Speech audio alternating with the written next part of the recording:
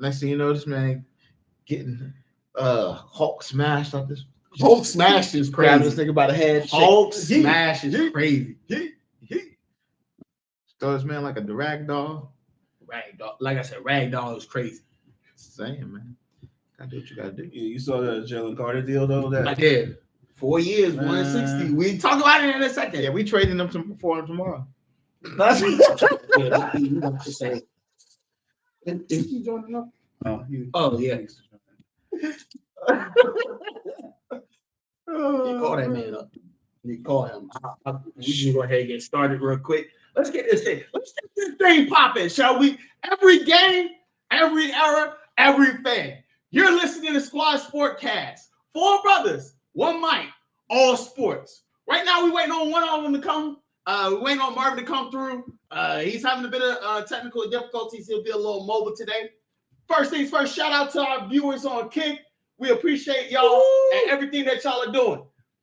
Shout out to our other viewers that are watching via YouTube, Facebook, Instagram, however you see this episode. Thank you for tuning in and helping to watch this and enjoy a great conversation out here. I'm gonna start hitting the stone cold with these beers. No. See, now you doing too much. Yep, let's get it going. Right. Now, let's get to some business, shall we? For last week's Crash King, the emergency committee was very mean in making their decision. Matter of fact, their decision was so instant. They called me up the moment that the episode ended and told me that the decision was final, the decision is set. You ain't even got to worry about it. This week's Crash King is none other than myself. Because what was you thinking about that? The streak ends. Yes, the streak does end. Mike today. Because what was you thinking, player? We get 30 seconds to get rebut this. No. I'm taking my 30 seconds right now because I need y'all to understand how great this man Donovan McNabb was. They was beating teams. So first of all, 4 NFC championships back to back. They went the last one in 2004. Unfortunately, lost. But that's the problem. They didn't get the big one. I'm sorry. Name me a current quarterback in the NFL that's went to 4 back-to-back. There's only one. There's only one. If I'm correct, there's only one. Patrick Mahomes. That's it. So that means Jalen Hurts overrated. That means Josh Allen's overrated. That means Joe Burrow's overrated. But that means Jalen Hurts is not overrated. Sam Darnold's We're not going to do that. No, because if you're saying by your standard, and all the rest of them Philly fans that were saying that if making the NFC Championship 4 times was overrated, then that means all the current quarterbacks that weren't able to go back-to-back is overrated. Those are my 30 seconds. They are overrated. You got to relax. They You're are not not. starting on your mess today. You better be on your best behavior. They are not. However, we do have a great episode for you guys today. We got a lot to discuss. We got a lot. Well, we got a lot to discuss. I really need my man's up because what we got for our first topic of the day is something that I pulled from the WWE. It's considered what's really best for business. The ESPN edition, though. Because one of the biggest stories in sports media this past few weeks hasn't been what has been happening on the field. It's been happening at ESPN. The network has reportedly begun another round of high-profile layoffs with longtime NFL analyst Ryan Clark and Cam Newton among the biggest names let go after more than a decade with the company. Reports indicated Clark was informed during a break in a live episode of NFL Live, a move that sparked criticism from fans, which, by the way, we no longer need your services. Thank you so very much. I don't know what you're talking about. That's how it felt. That's exactly how it felt. So, it sparked criticism from fans, current and former ESPN personalities, and media members alike. These cuts are reportedly part of a Disney broader cost-cutting strategy, and ESPN continued restructuring as an integrated new NFL media asset. Marvin's here. Now, our man Marvin's here. Shout out to Marv. For those in Kick, I'm sorry you won't be able to see him. Hopefully, y'all be able to hear him. Hopefully. Hit us up on YouTube if you wanna know what he's saying. So just make sure that y'all tune in on YouTube to check out what this man is saying. For sure. Beyond the business side, the layoffs had ignited another conversation online. Are these simply difficult financial decisions in an evolving media landscape, or is there a concerning trend where some of the industry's most prominent Black voices are becoming less visible on the network?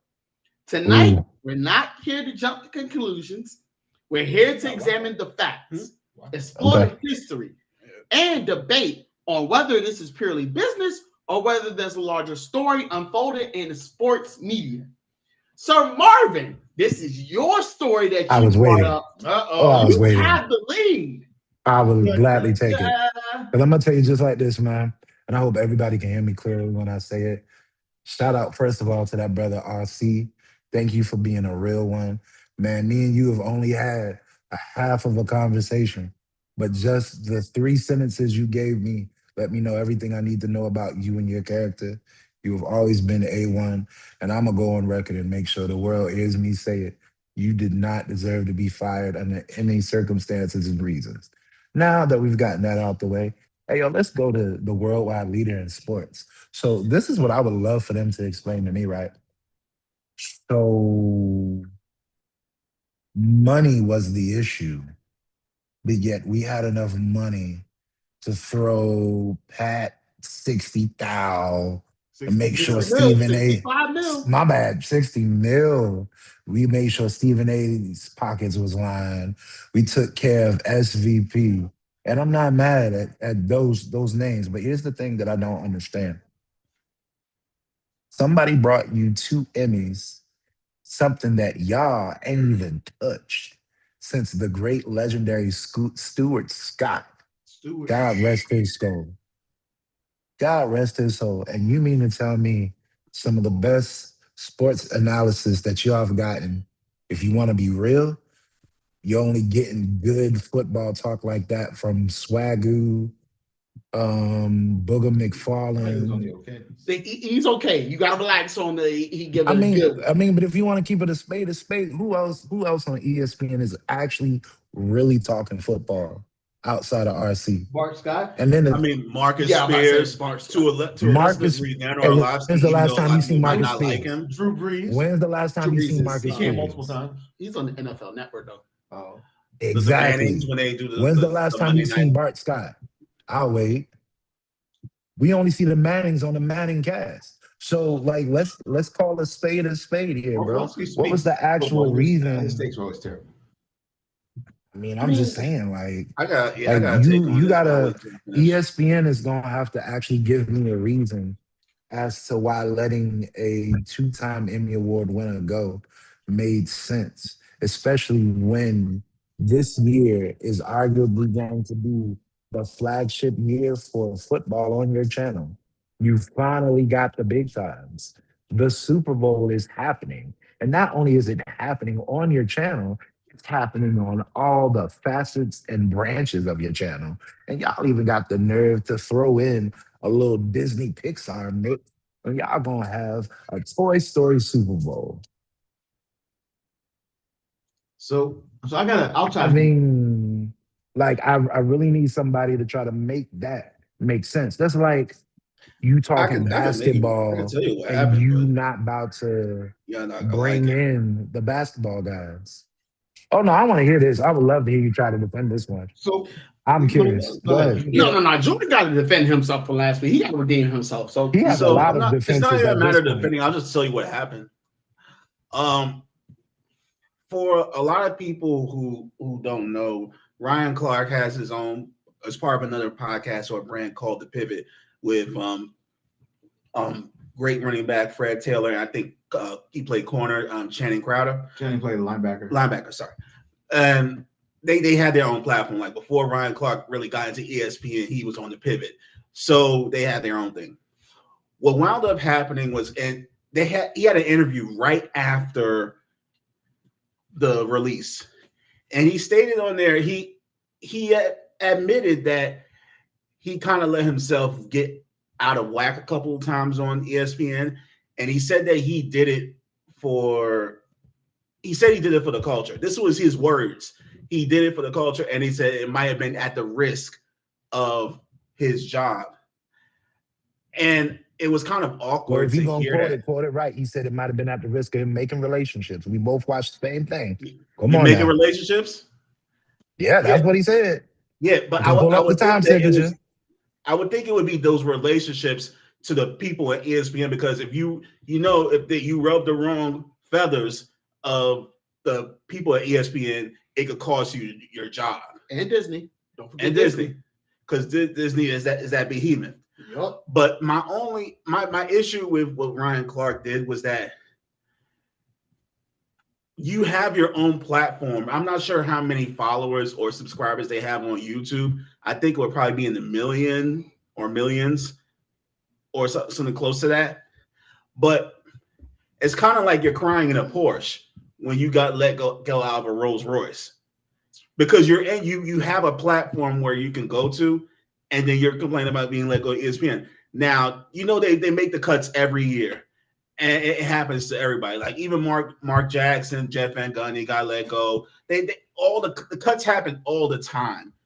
Which we're But both wrong, by the way. I Just mean, throwing that out there. a lot of them are ones that we don't like.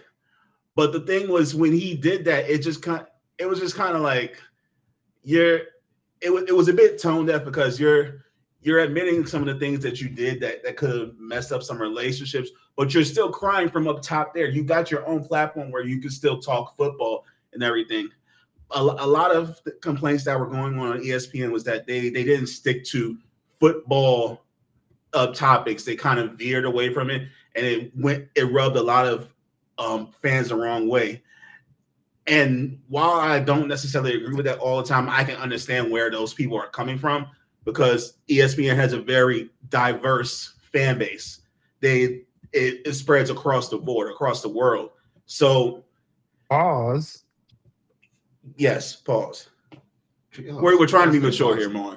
So I didn't even say anything, but anyway, I just think that Ryan Clark just needs to be aware of where he is positioning in the whole sports industry, where you have your platform. Just stick to football in this sense, and things may come around. They may hire you back later, but still just stick to football, because as you can see, you can't talk about certain things on your job, especially if higher ups are nearby. You're gonna get fired, and it might happen while you're there, or be like Craig on your day off. It will happen. You don't want to do that. So I have an So what you're alternative telling approach. me is you want him to shut up and play. That's what it sounds like you're saying. No, I want you to be aware. Nah, then you need I to want you to be clarify. aware of the policies that could potentially cost you your job, especially if there's something that's helping feed your family. Find the Because remember, policy. if you're the Because if we breadwinner, gonna call a spade, find the policy. What he said had along the lines of doing with somebody who said something that was rather racially radical, and he decided to call it out. Like, if we gonna talk about it, then we need to talk about it. I'm not tiptoeing around that, bro. I'm, What policy did he actually violate? Because if you can tell me that, then I'm willing to change my stance. But until you my can show me that a policy was violated, all it sounds like to me is that some people felt away because somebody decided to hit a dog and the hit dog hollered. And because the hit dog hollered and they didn't want to do that on national television, all of a sudden talking about stuff that, for the record, they've been talking about for years, was all of a my sudden thing is, you wrong when don't want to do RC that did at the it. cost of you feeding your family, especially if you the big dog, especially if you the breadwinner. Because what's a moment like that to cost you to feed your family more than you're feeding them now? Is that's my thing, because I remember working somewhere, and my supervisor at the store, he kept on talking about politics, and I just stayed away from it, because I'm like, I don't want to talk about politics. I'm trying to sell stuff. I'm not trying to talk about politics. I'm trying to talk about any of that stuff. I'm focused on just getting through the shift, being here to do my job. And that's the thing. We let a lot of factors outside the job affect us while we're on the job, and it costs us our job. It's not a shut up and dribble or shut up and throw thing. It's just a matter of understanding like where you're at, being cognizant of where you're at and where your position is. You have to play your position properly to make sure that you go up, get up in the ranks. I think in the heat of being an advocate for justice in this instance, it cost him his job. And I believe it's an at-will company as well, so they can let go for anything. So I have an alternative approach here. I think that both bring up valid points, but my approach is a bit different. What if these cuts and this culling that's happening is to get better talent? Ryan Clark was good, but like, let's imagine hypothetically, right? If you can get Champ Bailey instead of Ryan Clark, whose perspective do you want to hear? Champ Bailey. If you can get Troy Polamalu instead of Ryan Clark, whose perspective do you want to hear? Troy Polamalu. Troy Polamalu is already on speakeasy. He's good. Sanders up there instead of Ryan Clark. Whose perspective do you want to get? They're not going to get Right, I'm just he's a little. These are examples, but Deion right? Sanders. If you can get for the Ryan record, they're not Urlacher going to get any instead of of those Ryan guys, Clark, but all of those whose guys perspective belong do to you want to you. get? To If you No, can whoa, get whoa, whoa. Now we got a conversation at that point. Ryan But the Urlacher, problem- Hall of Famer, the problem He's is- a Ryan Hall of Clark, Famer. never But Hall of Famer. I feel Not like remotely close. But I feel here's Ryan Clark Mike. would be Here's the better, issue though. with you saying though. You're correct. X's and O's. You're bringing up good players with great acumen. But the problem is, can their charisma carry on Absolutely. in front of the So camera? I respect what you're saying, and I'm not diminishing from a charisma perspective. Don't get me wrong. Ryan Clark is built an off-camera persona and an on-camera persona that's great.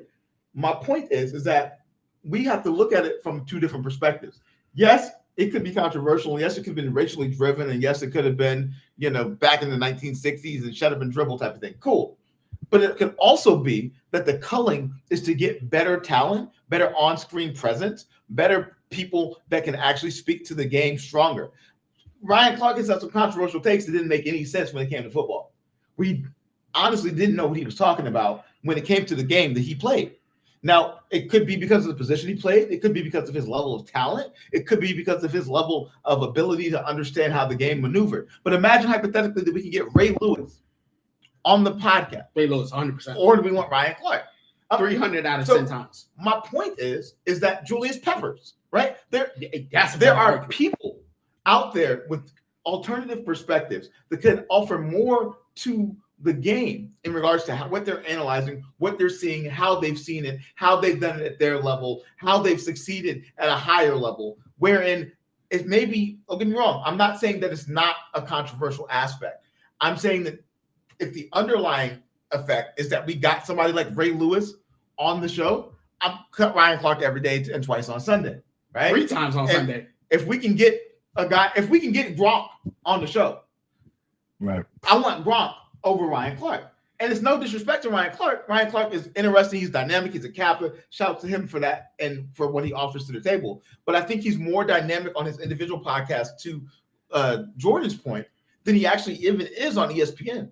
To be honest, on ESPN, he's kind of a token black guy where he's constantly saying things negative against the Steelers, even though he's the Steelers, right? He's constantly saying things negative against black players. He's constantly saying things negative against people that play the position, and it almost comes off as jealousy and hate. And this is no shade. This is just kind of disparaging outside. I kind of feel like that's racial more of the population. Stephen A. Ryan thing, Clark. but Ryan okay. Clark.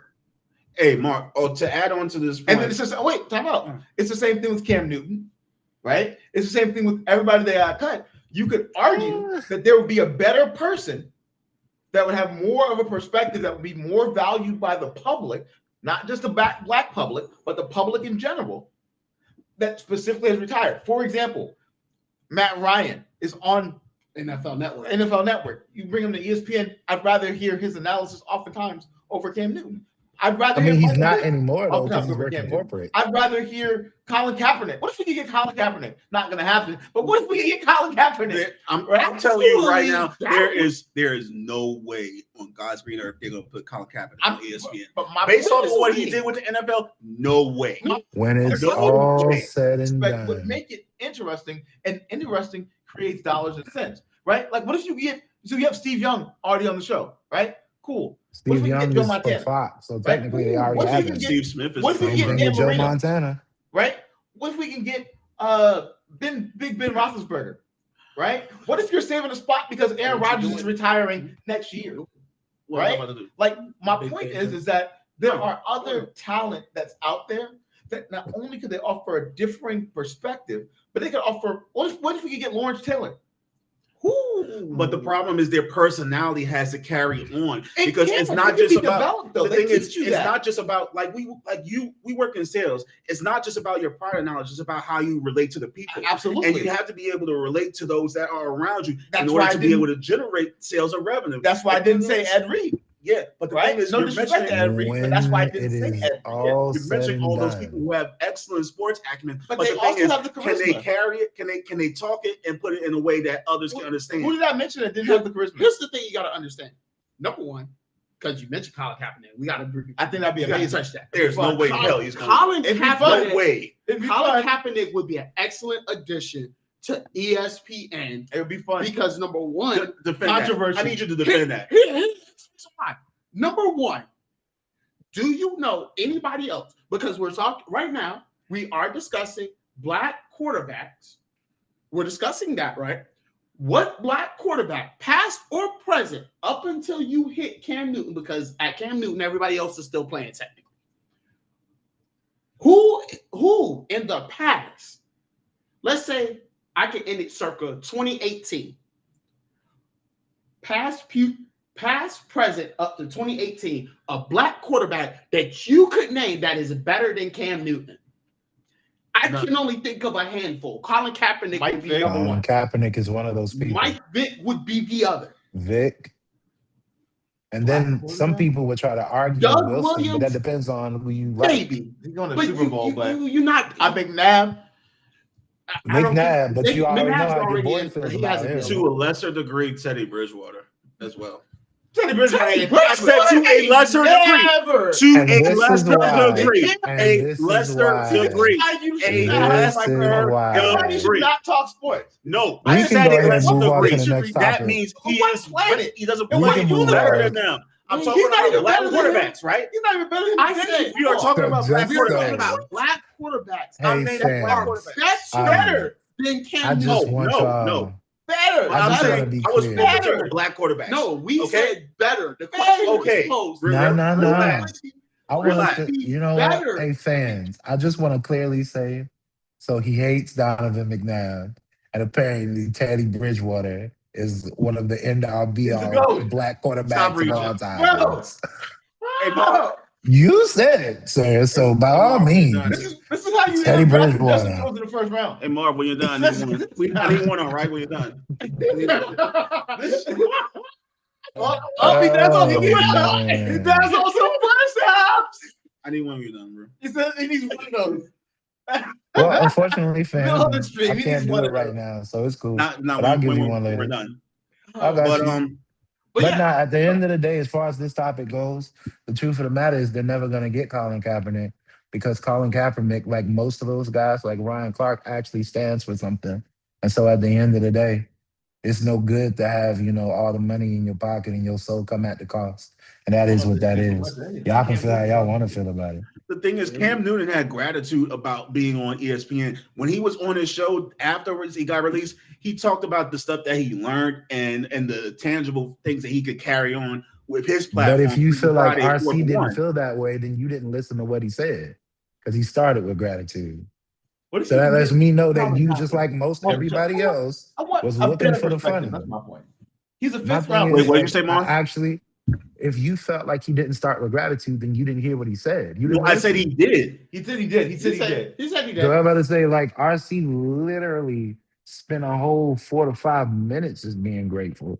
So, like, at the end of the day, like, that whole argument is null and void. But then again, I mean, I would Teddy what if we can get Bridgewater, Barry right? Sanders on the show. but What if we can I get? don't think they. But we I'm just also saying, like, why understand not? and Not also, I just want to understand. also Adrian make Peterson mention on the show. that a lot of those That's people realistic. that y'all mentioned With age range, already he might have crash signed out. He also contracts might with start beating other the kid in the channels. middle of Yeah, the performance. yeah, So You're they're right. not He's available. gonna Right. get too far. I was gonna say that. I was Hey, gonna say it. I love the Y'all- best- Y'all gotta relax. Might have Mike had to react. You mentioned Teddy He don't Bridgewater. know what So relax I don't want to is. hear none of this relax. You brought up Teddy Either way, Bridgewater We're gonna move as if he on. was doing something amazing. Absolutely not. I'd I'm listen not to gonna Kirby hit Jared Shot. Shot. Either way, we're gonna move on. We got our We got next to. topic of the day, and this is one of Marquise Mike's favorite topics: the NFL training camp. Ooh. holdouts, camp battles, and trade buzz. So training camp for the National Football League, the No Fun League, is officially underway. And while football is back, so are the contract disputes. Several high-profile veterans continue to negotiate extensions, creating holdout headlines across the league, while teams are also evaluating key quarterback competitions and finalizing their 53-man roster battles. Around the NFL, front offices are monitoring the trade market as contenders are looking to strengthen weak spots before the preseason games begin.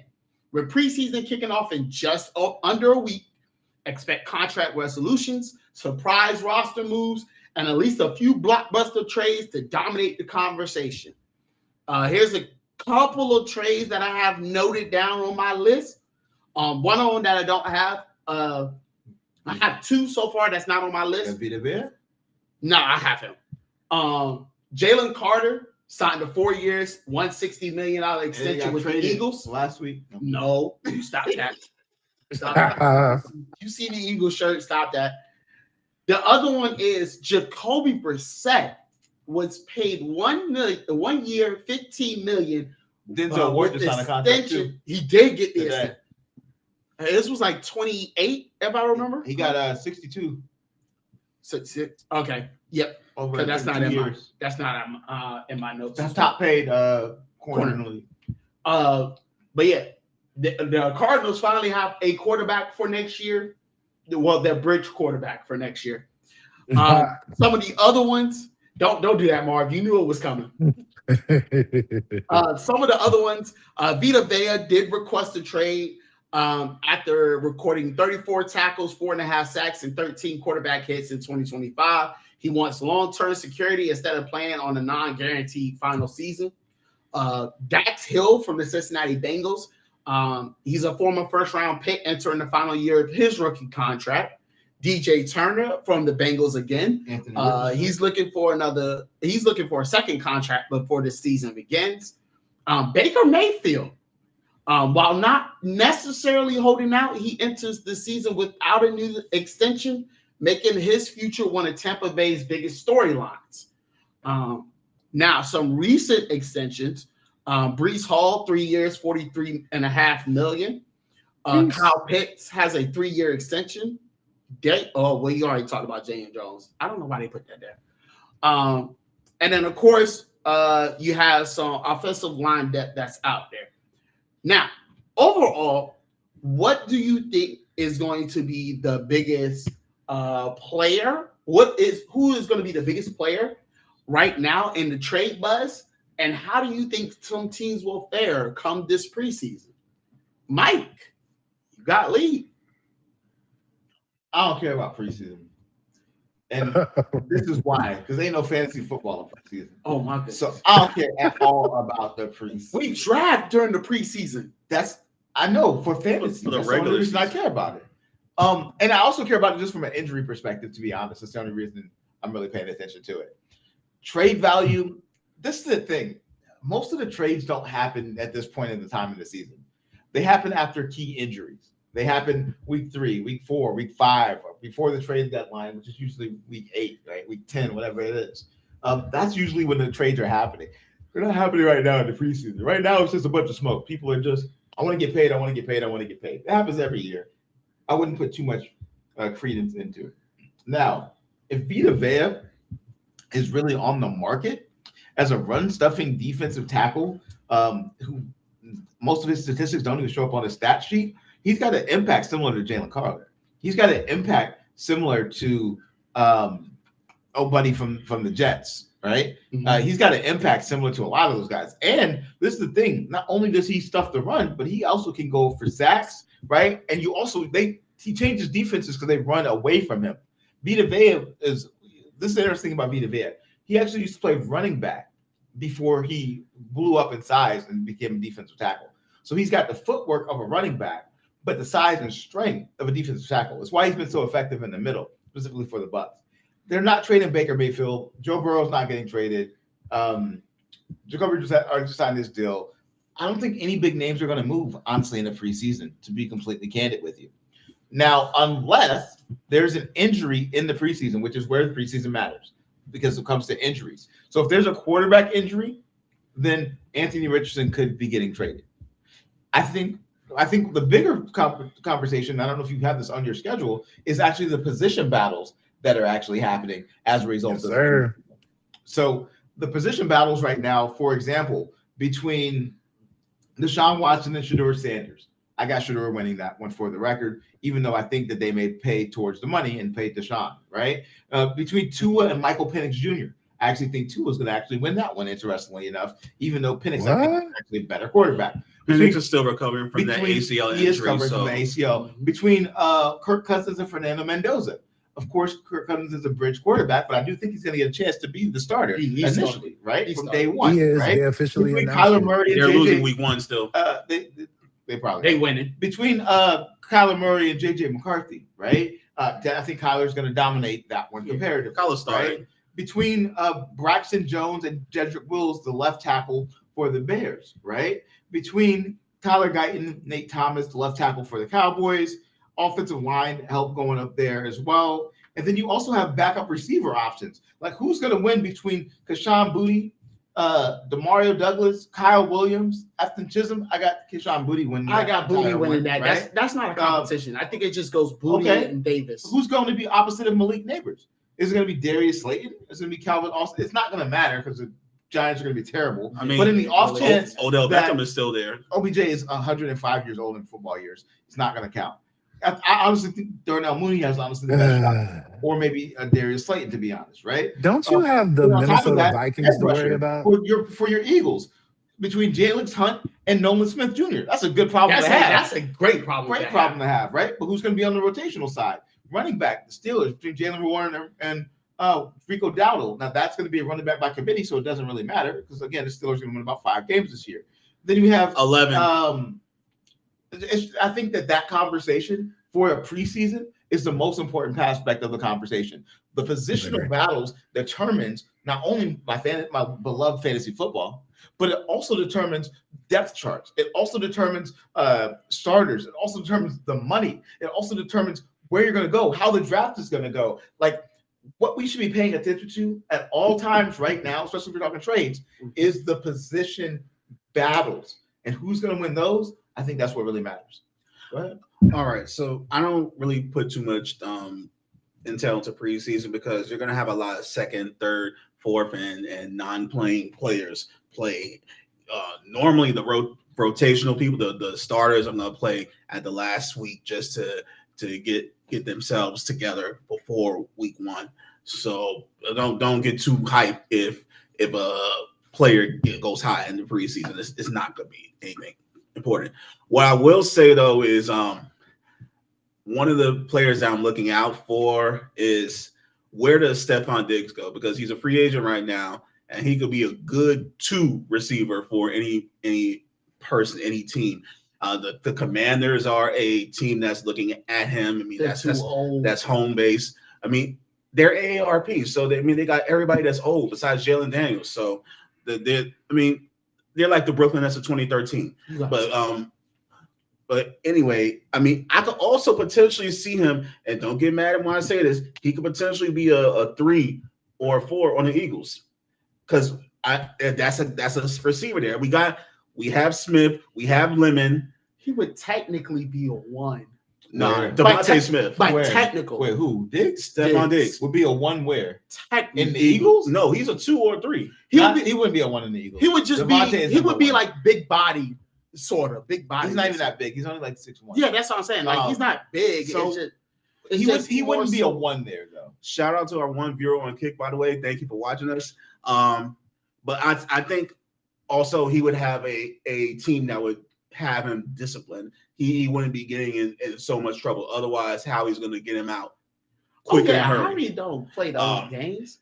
But I think one of the bigger issues. Do you think the best place for him is the Eagles? I think I think discipline-wise, and I think best potential to make an impact and get on the Eagles. On the Eagles, yeah, it's he's crazy. Not really making an impact on the Eagles. The Eagles have too many options. Yeah, they got way too many options. That's the beauty for him. He could get lost in the essence of just being a guy that'll get his because That's not how are his you going to double personality Devontae? is. Are you going to double Diggs? Are you going to double Lemon? Because Nobody's doubling Diggs. First off, nobody's doubling Diggs At all. Second off, they just drafted Stephon Mekhi. Diggs. They just drafted Mekhi Lemon, right? Exactly. And third thing, they also have deep threats there as well. They have multiple receivers there to complement the fact that they knew they were losing AJ Brown. And my thing is, Mekhi Lemon is not going to have an Emeka Oguba type of season, but rookie receivers tend to do well, especially when they have players. Your point was that Diggs. So this is the issue. Your point was that Diggs would be a great fit in Philly. My argument is that with his personality, he would actually be the opposite. He would be a cancer in that locker room, and this is why. One, he's going to demand the ball. Two, he still thinks he's a one, even though he's clearly a two. He's not going to demand the ball. No, he's not. Yes, he is. He's demanded the ball everywhere he's went. Why do you think he left? Why do you think he? Exactly. I was just about to say he left the Vikings. The reason he left the Patriots was because of that domestic violence incident that happened. Incorrect. What was it? Wrong. Because he wasn't getting enough targets. He wanted to be the clear. It was because he wasn't getting the He ball. was not. Because he was being a diva. Yes, he's been a diva his entire career. He has always been that. He brought himself out of the field. I was under the impression that it was because of that. Throwing him the ball. And if we're being honest, even his brother would tell you that too. In the Eagles locker room specifically, he's not a great fit. Let me give you some better fits though. Jacksonville, he'd be a fantastic fit in Jacksonville. He'd be a great fit in Jacksonville. Let me give you another great one there. The Commanders, he'd be a great fit with the Commanders. The Giants, he'd be a great fit with the Giants. He'd be an excellent fit with the Giants. Those are three that come to mind. Malik Davis, if he's having Malik is the one. Malik is clearly the one. He has injury issues. No, but here's the thing. No offense. Here's the thing that let's be fair. The thing, it's not offensive, but and you have Steph Diggs at the slot. As a slot, that's wild. Slot 2. You put him at the slot, that's different. Like instead of the Y, you put him at the Z. That's fun. That's fun. Like think of it. Because at that point, what do you do? Because you really can at this point. You play like the Eagles was playing in 2024. You hand that ball off to Cam Shadabu, and you better pray he let go of that ball, because if he pulls that thing back, you in trouble. Because Steph Diggs does have a good route. Like he knows routes. You are right, though. That is a true statement. I also think the Packers would be fantastic. Masterful because of the Packers lost already. Losing Dontavian Wicks, losing Romeo Doubs, right? Oh, in that case, I'll retract my statement. Right, I forgot we had Don Wick. Nah, I knew that. Like, y'all got too many weapons. Didn't y'all just get old buddy from the Chiefs too? I just think it's the more the merrier. Hollywood Brown, The more the merrier for us, though. That's all I'm saying is. It's super saturated at that point. That wide receiver. Right. I want you to know, Jordan, I feel like I have a lot of questions for your Eagles fandom. I don't know, man. You ain't looking real Philly to me, but hates McNabb. We're not gonna go there. He said McNabb is Ryan Leaf. I heard him say, you ain't hear him? Relax. Y'all gotta relax. Y'all gotta relax. He said he's not even better than Ryan Tannehill. Oh, now you gotta relax. Yeah. Bro, pay him no mind. He just wow. Hey, bro. You said that, man. McNabb is better fits for Diggs. But go ahead. Yeah, definitely better fits for Diggs. Wait, what's the Ravens receiver room looking like? Zay Brown, Zay Flowers. Dog. Their number 2 is what's his name? The first round pick from a few years back. Yeah, they start with I think it's like is Rashad Bateman still in there? Bateman, that's what it is. Rashad Diggs could be a good pickup there. He would. I agree. He would, but here's the problem. He's also too much of a diva. They're a run first team. They had D-Hops in there, and they still Yeah. But D-Hop is a professional receiver. No. Wait. Now or historically? Now. I can accept that. Because I was don't be crazy. I know D-Hop. You didn't know where I know you were going with that. Was that dog? Gotta be real. That dog. But yes, he was. But right now, to clear that information up for you, it's Zay Flowers, Rashad Bateman, and Devontae Walker, with Jacoby Lane and Elijah Sherrod trying to figure it out. You mentioned players that say number 3. You mentioned he's better than me. Barb, you mentioned people that aren't going to get any burns. So Steph Diggs by default, and he's close to home. So I think the Commanders would be a better fit for him. I do think Commanders would be a better fit, and it would because they only have Scary Terry. It They would didn't help resign Debo. Luke McCaffrey. It would help. Luke McCaffrey ain't better than Diggs. But the I'm not problem saying he's better. I'm saying it would help him.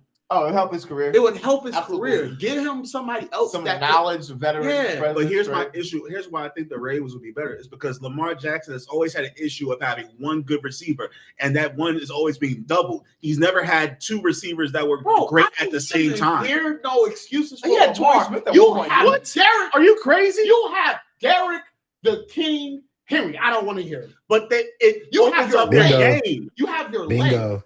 It open. Whoa. wait a minute. You have you can run the ball. It opens up their game. Bro, I'm sorry. Hush, You Mark. have a dual threat quarterback. You have a dual threat quarterback with a running back that's ran for 2,000 yards in the season. I'm drinking, man. I don't know what to say to y'all, man. With Salute, brother. Indeed. Yeah.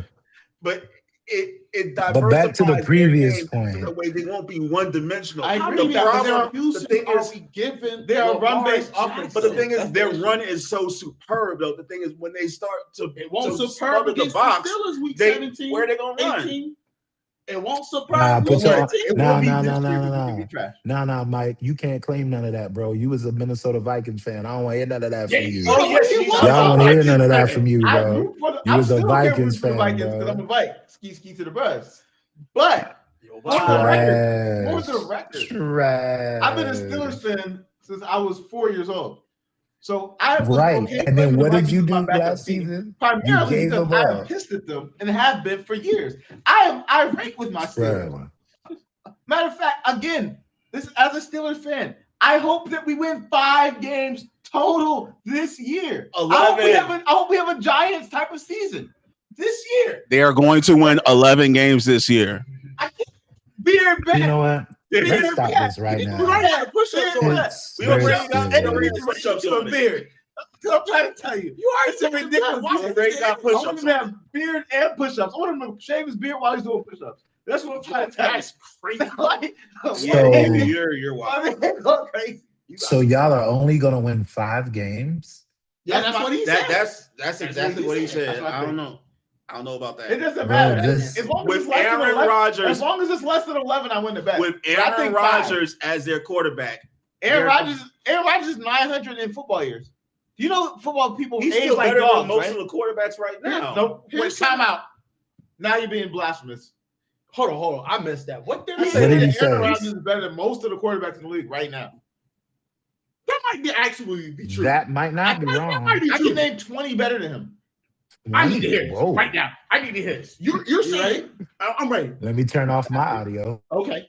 Hurts. Okay. Stafford is one Lawrence. back injury away from being gone. No. You stop it. He's still up there. So Stafford, Hurts, Lawrence, Burrow, Allen. One offensive line. Burrow is one offensive line away You from. don't think Burrow is better than Aaron Burrow Rodgers is right now? No, Burrow is, but he's one offensive line. Every Fat quarterback is fiasco. one offensive lineman away But the from Bengals injury. have What been are you talking notorious. about? No, No, here's the my Bengals have been notorious for not spending or using their budget on anybody besides Joe Burrow They and their receivers. spent some money on defense this year. They spent some This money on For defense. once, for the love of God, they finally did it. But here's this the time, thing. Wait, previously time they didn't. out. You don't think that Burrow is better than Aaron Rodgers? I said right now he is. Right now he is. If he continues along this Justin Herbert path that he's going on, Justin Herbert's also better than Aaron Rodgers this season. No, Absolutely no. That's how we know you don't watch I football. can't give you Justin No. Herbert. You don't think Justin Herbert this season I is will better not, than Aaron Rodgers this season? I will not not- historically ever. I will I'm talking not about put this Justin Herbert season. until the Harbaugh coach goes I away. I will can't not put Justin Herbert above put it- anybody. You know how many touchdowns Aaron Rodgers had last season? How many? 24. And still went to a playoff game. That's what I'm gonna say. Of He course, said what's we in had the Tomlin. We almost went to the playoffs. Do you know what we did in the playoffs? Got destroyed by 30 points. But it was to That the doesn't matter. it was to the number We one always defense in win the playoffs. That's irrelevant. It was to the Houston It's not- Texans. They had the The number point is one not making the defense. playoffs. So, The point is actually winning. so We got destroyed. I just We got destroyed. want for 10 to years in a row in the clarify. playoffs. Hey, I want to But I it's just want to You clarify. cannot fault the- Aaron Rodgers. I It's went and not got the the answer. numbers. No, I went and got the for numbers. the record, they For played the the- Houston Texans. You cannot fault them for that. For the record, audience, Justin Herbert versus Aaron Rodgers. Herbert, blasphemous. I'm like, this is trash. I can't do this. 3,727 This is passing ridiculous. yards. I'm about to put a quarter in the pot. Aaron Rodgers is trash right Bro, now. bro, He's bro, bro, 45 years old. He's bro, forget. 45. Do you know how We're old that not is in football listening. years? He's at We're least not listening to any 71 of in that. regular years. I'm This gonna man run the is the oldest stats. quarterback. He's I'm almost gonna as run old the as Bart stats. Bart Starr played. He's almost I'm as going old as to Tom run Brady. the This is different. stats. Tom Brady had an offensive line. You know the Steelers have his offensive line? Trash. I'm gonna tell you, I'm a Steelers fan. Die hard. None of that I can go matters. through line by line. None Don't of get me it wrong. matters. Our roster is better than the Giants because the Giants are trash. But we are also trash. Like they may finish the number 2 seed. We're gonna finish the number 3. Like we're both double trash right now. I can tell you as a fan. Despite how you feel, Aaron Rodgers had, better than and I Justin Herbert. repeat, he is not, and I'm gonna tell you why he's not. So, Aaron Rodgers passing yards 3,322, passing touchdowns 24, interceptions 7, completion percentage 65.7, quarterback rating 94.8, rushing for 61 and 1 Wait, let touchdown. Mar finish. 16 of them were Now, less than 10 yards. Let Mar finish. now, listen to me. Aaron Rodgers is only worse than Herbert in passing yards. That matters. Because Justin Herbert went 3,727. His passing touchdowns were 26, but he had more interceptions and literally only a point and some change, a better completion percentage. He was also better overall. Running the ball. He had more rushing. He was because he had 498 and he had 2 tutties. But outside of that, according to the numbers, Aaron Rodgers is still a better quarterback, man.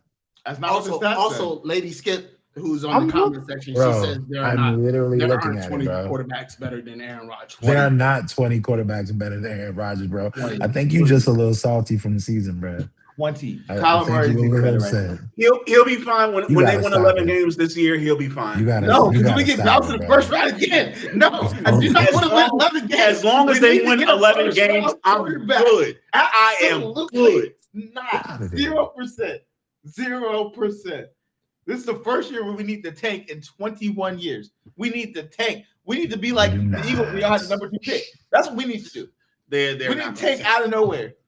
There's no way Steelers. We need to tank like the 49ers did when they randomly got Steel Curtain will not we allow need to tank. Yes, we can. I'm going to start having a Obama thing. Yes, we can. That's why I'm a black and gold. Yes, we can. And the other words will be tank. Yes, we can tank. She said Rodgers is better. Stop the disrespect. No, he's not. Jordan Love is better. Another one. But that's valid though, right? That's a Bryce Young is better right now. But in this specific era, Bryce Young. She said Herbert of all people is way better. She said next you'll tell me Justin Fields is over Rodgers. Time out. That's disrespectful.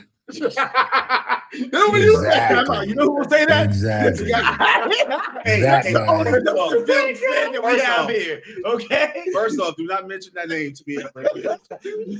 Mahomes is better. I will never get the credit. Jared Goff is better. Thank God Patrick Mahomes will be ready by week 1, so I'll never see that report did come out. I was so glad. I will never see that. Baker Mayfield is better. Let me see. Hold on. Did Mark get you? See what are we talking? West. Brock Purdy. Hear you. Brock Purdy is better. He ain't saying nothing. Sam Darnold is better. Matthew Stafford. Y'all gotta stop, not bro. historically. Y'all gotta stop, bro. You gotta quit. You don't think Sam Darnold is better? I can give him Sam Darnold. I can give him Sam Darnold this year. I think I'll only give you Sam Darnold. I feel like you're jumping out a window. So I feel like it's 51. Lamar Jackson is better. Who? Lamar Jackson is better. Granted. But here's my thing. We can't. Jared Goff. The knock we have on Jared Goff is not because of Jared Goff. The knock we have on Jared Goff is because Dan Campbell don't know how to. CJ Stroud is better. Keep going. The problem with CJ Stroud is sometimes he don't know whether to throw the ball. He don't show up in the right moment. You want to stop. You want to stop. She about to report us at this point. Hey, he is about to report us for dang, but you know what sucks though? According to the internet, Jared Goff was the better quarterback and he delivered superior passing yards, touchdowns, and had a better passing rating. I know this. I just said he was better. But you're talking about last year, but did they make the playoffs? I'm talking about last season only. The Steelers made the playoffs in 9-8. Is that our standard now? That we made the playoffs in 9-8, got destroyed by 35 points? I mean, the Lions had a much better offense, but yet they didn't make it. I mean, this is ridiculous. So I'm they going to ask North, you, which was the top division in football behind the NFC West. So I mean, Aaron Rodgers, the Bengals. I mean, I'm not. Dak Prescott is. I'll keep going. I mean, but right now, Jaden Daniels is better. Well, I don't know. Just saying. You said Dak Prescott's better. Dak Prescott is 100% better than Aaron Rodgers this season, and Jaden Daniels is better. No, Jaden Daniels was injured in the non-injured season. He was better, and then last season before injury, he was better. They didn't have tape on Jaden Daniels. That's why he was so good. Heck, I would rather have Daniel Jones right now than Aaron Rodgers. Now you are. No. Statistically, I'm not. You could actually say what you want to. Again, Daniel Jones went to Indianapolis and he actually did his 10 thing. yards. Indiana. You all not understand how trash that is? He got DK Metcalf. He's like, no, screen pass. Bro, I'm trying to tell you, we have been playing trash ball. We look like we were using. Quarterbacks have to modify their game when they get older. No. Yes, okay. So he's to modify his game. So he's 43 years old and trash now. That's what I'm trying to tell you. He'll be 42. So he's 100 in football years. Cool. He's trash. I'm a Steelers fan. I got to cut y'all. We way off topic. Way off topic. We will be covering. Naming them. We will be covering the quarterback battle. I mean, the position battles. Oh Lord! As the preseason goes forward, he's better than Malik Willis. That's about it. We will have better than Jackson Dart. So just keep on watching us on the next few lives. We will be going over the position battles as the weeks go on and we get into preseason, and then hopefully going into the. I don't name the least 15 is better. Week 1. He was only better than Jackson Dart. I got 5 more. I got more. Either way, out there. We got our next topic. It is WWE SummerSlam 2026. SummerSlam stepping up to be one of WWE's biggest premier live events of the year. Roman Reigns and Seth Rollins headline an emotional rivalry years in the making, while CM Punk defends the Undisputed Championship against the Nightmare Cody Rhodes. Brock Lesnar, of course, returns to face Obafemi in a true heavyweight showdown, the rubber match. And several championship matches round out what looks like one of the deepest SummerSlam cards in recent memories. Other matches that won't mention, Gunther versus Jey Uso for the World Heavyweight Championship. Okay. No, it's just Gunther versus Jey Uso because World Heavyweight Championship is better. Roman Reigns and Seth Rollins. Tiffany Stratton versus Rhea Ripley. Becky Lynch versus Lyra Valkyria. Bo Nix is better. And then LA Knight, Solo Sikoa, and Royce Keys versus Caleb Jimmy, Jay, and Jacob Fatu. Yeah. So, which match has the potential to steal the weekend? I'm gonna lead this one off because please, you speak wrestling. Do it. So here's the thing that I have. First and foremost, the match that's going to steal it is going to be Roman versus Seth. I'm sorry, the headline is the headline for a reason. Because, you think so? Yes, because here's the thing. The storyline so far has been great. Keep in mind, here's the thing. Keep in mind, Roman's defeated a lot of people. Guess who he's never defeated? Steph freaking Rollins. One Steph freaking Rollins. He has not defeated that man. And all the matches that he's played out on, he's never defeated him. You're right. I think he might have beat him once. And I think he beat him once because he had outside ring help. But the truth of the matter is, Roman Reigns has never soloed. You didn't beat the man one-on-one. Yeah, he ain't never beat him one-on-one. Beat the man. To be the man. Exactly. Beat the man to be the man. Keep in mind also, Rollins, keep in mind, storyline-wise, Rollins cashed in at the biggest heist of the year at WrestleMania versus Roman Reigns and Brock Lesnar and walked out as champion. Like, Rollins started the whole visionary thing. Like, they both have very comparable stats, although Roman has the advantage. And when we talk accolades, Roman has the advantage because Roman had the better push. But honestly, I don't. Because here's the thing. I don't want to watch Brock Lesnar and Obafemi go at it again. I don't want to watch it. I'm here to tell you. You sure? Because Oba should have won round 2. This should have been a 2-0 a clean pass to the torch. Like, if we're passing the torch to Oba being the next big thing, he should have just swept. I think I could kind of understand him dragging it out a little more because it's like, hey, look, not so fast, big fella. Earn your stripes. So I can understand the rubber match. But if Brock Lesnar wins this, do you honestly believe like that's going to be a believable match? No. Imagine if Brock wins. No, I don't. Exactly. I beat Brock last week on 2K. Stop it. Get out of here. I'm not even. We're not doing that. You gotta stop it. But I think it's more of a scripting, though. Well, no, I'll let you go, Jordan, and I'll go last. Yeah, I think it's more of a scripting though that they had to let this Brock Obafemi feud go longer than it should have.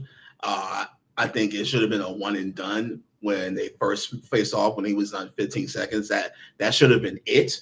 But I guess they're gonna let Brock go out in his hometown. What was it? He beat him in 15 seconds? No, yeah, Obafemi beat Brock Lesnar like 15 seconds, and then Brock came back and got his lick back. Now they want to finish this rubber match in his hometown. Mm-hmm. I personally think that Oba should win, pass the torch, make him the guy that everybody fears in WWE, and be a Hall of Famer, be a manager, be a trainer, be one of those guys. But it's nothing to take away against Brock Lesnar's career. I mean, come on. And anytime somebody hears Brock Lesnar's music, what's going on? They're scared. Yeah. Here's the updates, because I had the updates because what I had was incorrect. So, of course, Oba and Brock is in Hell in a Cell. Yeah. You have Gunther versus Nick Aldis, the general manager of SmackDown. Which is crazy, by the way. Yes. Yeah, it's you have crazy, not been following the story. The storyline has been chef's kiss. It's been good.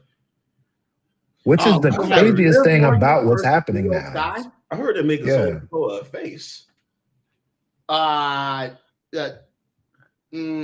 they didn't. Well, no. They're trying to. I don't like that. They have to let Solo be the heel that he is and just embrace him. He's never going to acknowledge my man. He doesn't plan on even trying to be a part of the fam line. And he knows, even though they're family for real, it's F them niggas and F all them niggas. And that's what it is. Whoa, that's 50 cents. Yeah, that's 50 cents. I forgot. Can't be dropping inbounds. But hey, real life though, I'm only gonna slightly disagree with you, only because I do think, number one, the hype that's leading the Roman Reigns versus Seth Rollins, it's been a while in the making. And I'm saying this as a fan of the Shield. I always thought that being destroyed, that entity going away, had to end with Roman Reigns and Seth freaking Rollins trying to destroy each other. Full annihilation. It's literally, it's Sub-Zero and Scorpion, quite frankly. And it's just one of those, like, you can't really beat that match. But I would say that the match to kind of look forward to, even though a lot of people feel like it doesn't really matter, I think CM Punk versus Cody Rhodes is going to be some of the best technical wrestling we've seen in a very long time. I think we're going to get to a place where it's like, for those of us who are real fans of Attitude Era and what preceded that and what fell after, I think CM Punk and Cody Rhodes are like the closest glimpses of what used to be. And I feel like for those of us who still like to live in that nostalgic era, that match is going to mean a lot. I also wouldn't sleep on that ladder match, bro. Like, it is what it is. But I feel like the other one that I really get I can pull back. I can pull back Reigns and Rollins for the following two matchups: Finn Balor versus Sami Zayn. I think that's going to be an exciting match because you have Finn Balor, the guy who never lost his WWE Undisputed Championship, versus Sami Zayn, the guy Yeah, who man. had to pass the torch on, unfortunately. Didn't he lose his title in like 4 seconds? Like Literally. he was the champion for like And then- an hour. Then you have Trick Williams, the U.S. champion, versus Blake Corbin. Whoop that That's trick. gonna be actually a good Whoop match. that trick. I think is going to Whoop be that the match trick. of the That's a night. great Whoop match. that I think trick. that's going to be the match of the night. That trick. Because Blake Man, Corbin listen. is very good at wrestling. I don't think people. Isn't Blake Corbin actually one of the Steiners? Or is that the different person I'm thinking of? Who's I one gotta of the look Steiners? into it. The one that does the spear. The The spear? white dude that does a spear. He faced and lost a big match recently. He's a Steiner. I don't think that is. White buff. We'll have to do that's not him. That's not him. Somebody else. That's That's not not Blake him. Corbin. That's not Blake But Corbin. shout out to Trick Williams. He from the hometown. Trick is a solid wrestler, bro. I got He's him from all the VA? way, bro. Mhm. Yeah, man. That boy from Hampton University. I'm a It's the bigger one fan. thing the Pirates got right. Across the water school. That's Yeah. He's from VA. It's He's fine. it's still Hey, 7-5. it's 757. He doing his thing. 7-5 gang all day. Also, Of course. hey, say what y'all want to. Don't sleep on my man Penta. Penta and Chad Penta Gable versus- is going to be a I don't fun think one. I don't like Penta's finisher. It looks too real to me. I I don't can't like do it. I tell you what could be a good steal is Danhausen versus Dom Mysterio. Because it's Yeah. about I time, haven't bro. seen breaks Danhausen out. actually wrestle. He just seems like a gimmick to me. His theme is a gimmick, but Dom needs to start separating himself from the pack and making himself look like he can carry some matches. Well, you know what's funny about that though? Dom has been given multiple opportunity to do so, and I don't think he's made the most of it. Like off the rip, you come from arguably one of the greatest wrestling legacies ever. You should have never even been in the bottom of the dumps where you are. Because I feel like Dominic is reaching for relevance. I feel like at this point, it's like, bro, you are But they genuinely. put him in the Judgment Day, which was an up and coming faction to help him out because you already know how the thing goes. You get an up and coming wrestler who comes Yeah. from a family line story, who comes from a great family line. You watch him wrestle. He wrestles with his family. He does good. They have a good review of his match because when he wrestled with Ray, let's look at it. When he wrestled with Ray, it was a good match. It But was. then you separate him from Ray and you put him in a faction. You see how he goes and grows with the faction. And then you try to elevate him from there. I don't think I will agree, like, he didn't use it to his advantage. Yeah, And I Not think at the all. whole these niggas true. Liv Morgan thing was kind of like, I'm I gonna hated be it. fair. I like the whole Liv Morgan storyline, but I just feel like they drug that thing too far out. I like Liv Morgan. I didn't like them together because I felt like neither one of them needed each other. Liv Morgan is a great wrestler on her own. And again, Dominic, when he's not on that BS, is arguably one of the most exciting wrestlers in his weight class. Man really man really has the skill. It's just the writing and the being able to sell it around him doesn't help him, bro. Do you think Like it's also who is conditioning? writing for him? Like, It's not. It can't be. Everybody's right. I mean, the writers are all the same, but literally, it's. I don't. It's got to be him because here's the thing. Like, who was the one that was getting Penta? Penta wasn't on anybody's map. Like he nah, he wasn't on wasn't. anybody's map. He took Big advantage. facts. He took advantage of the opportunity that was given to him, and WWE writers saw that he was getting over. Like they saw that he was getting over. Like I've seen some of the stuff that they do behind the scenes. Like they talk big about Penta. Like you gotta understand, they're talking huge about Penta. And Dominic Yeah. had that opportunity and somehow it's just And squandering it. squandered it. Yep. I don't know how though. And it's like you have the storyline, and let's be fair. We don't like the Liv Morgan story, but I'm here to tell you right now It that worked. is like Liv versus Mom. Like, come on now, It come worked. on now. You got people like Yeah. Kev on stage, or who was it? Kev on stage because he was Yeah, it like, was. I'll lick her second bath water, and I'm like, what? And he said it real publicly. I mean, Real publicly. Kevin Tate is a hot boy, though, considering what he's been through the last couple of weeks. Hey, that won't a couple of weeks. We talking a couple months ago. We will not No, be I'm talking talking about about last week. any. We will not be talking about any of them shenanigans on this here podcast. No, sir. That is where I draw the line. We will not. No. That's his fault, not mine. Man, Nightcap listen. got a billion views. Yeah, The B. With that B is crazy. That's hard work, man. But also, I would say too, though Danhausen's gimmick is, uh, you gotta admit that might really be something to these curses, man. That man freed the state of New York, and New Is that York ain't been the exactly right? same. New York Right. ain't been the Now we got same, bro. Emmanuel Acho. You know, talking like acting like I'm not bad. I'm just still thinking about that first topic. I'm like, we got people like Emmanuel Acho, and y'all telling me that we can't replace these people with way better people. Listen, He should have lost his job. For the record, He already Emmanuel lost his Acho job. got fired from ESPN for the same thing. So what you talking about?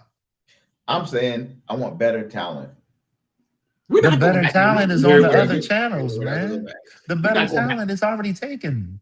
We can't go back to the subject. We can't The go better back. talent We is can't go gone. Better back. talent. Okay. This man is. Don't Oh, go back. and for the record, I did the count. It's 22 quarterbacks better than Aaron Rodgers right now. For the record. We come back to that. So lady, whatever, Lady instead of Steph. We're not age gonna go 20, I counted 22.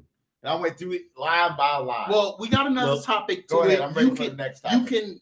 can talk about it. It won't be this one. It'll probably be the next one. That's okay. Do what you gotta do. Right now, the next one is the WNBA All-Star Weekend recap. This year's WNBA All-Star recap was another milestone for the league's continued growth. Team Spoon defeated Team Coop 129 and 122 in an entertaining showcase that featured plenty of offense and highlight plays. Jonquel Jones earned the All-Star MVP honors after posting 22, 13, and 8, while rookie Olivia Miles recorded nearly a triple-double with 11 points, 12 assists, and 8 rebounds. Beyond the game itself, the weekend Rookie of the highlighted year. the league's increasing popularity, strong television ratings, celebrity appearances, and continued momentum heading into the second half of the regular season. Now, I have a question. towards the playoff race. I have a and question. whether can anyone catch the league's top I have a contenders? question. Jordan, it's on you. Jordan, it's on Jordan. Oh God. Jordan, leave it Whoa, out. whoa. Jesus. Oh God. Were there? Oh God.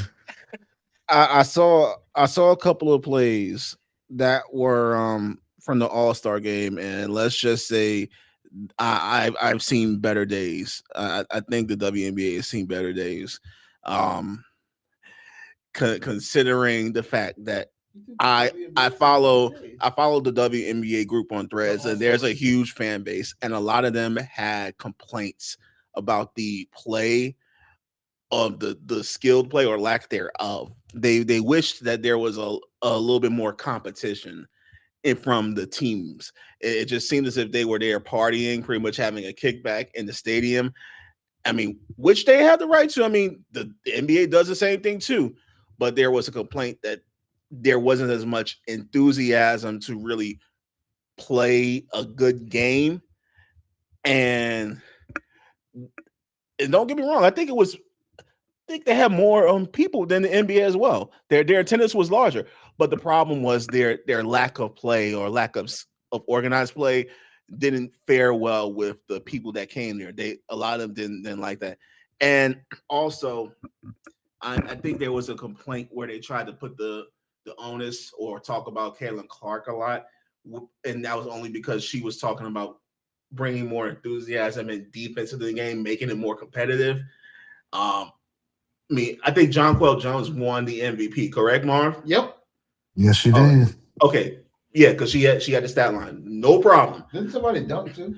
I think there was one dunk too. There was. But I think the overall issue is that she's becoming a bit of a scapegoat for everything that may be wrong with the WNBA, and it's Caitlin Clark. She's becoming a scapegoat for everything that's wrong. Like with everything that happens, they'll blame her, but it's an easy target because she doesn't say a lot. She'll say a lot on the court, but when it comes to off the court, she's very silent. And she had a moment where she just said she just wished they were competitive, but I don't think a lot of people were really fond of that because anytime there's a fan base, that anytime she speaks, they'll throw rocks at her and then hide their hand. I mean, she wasn't wrong though. She wasn't wrong. And here's the thing that I'm gonna touch up on, because I did see some of the highlights, and yes, there was some. It could have been better. Like the competitive, it's something about the competitive spirit in all-star games at this point. It's like no one wants to.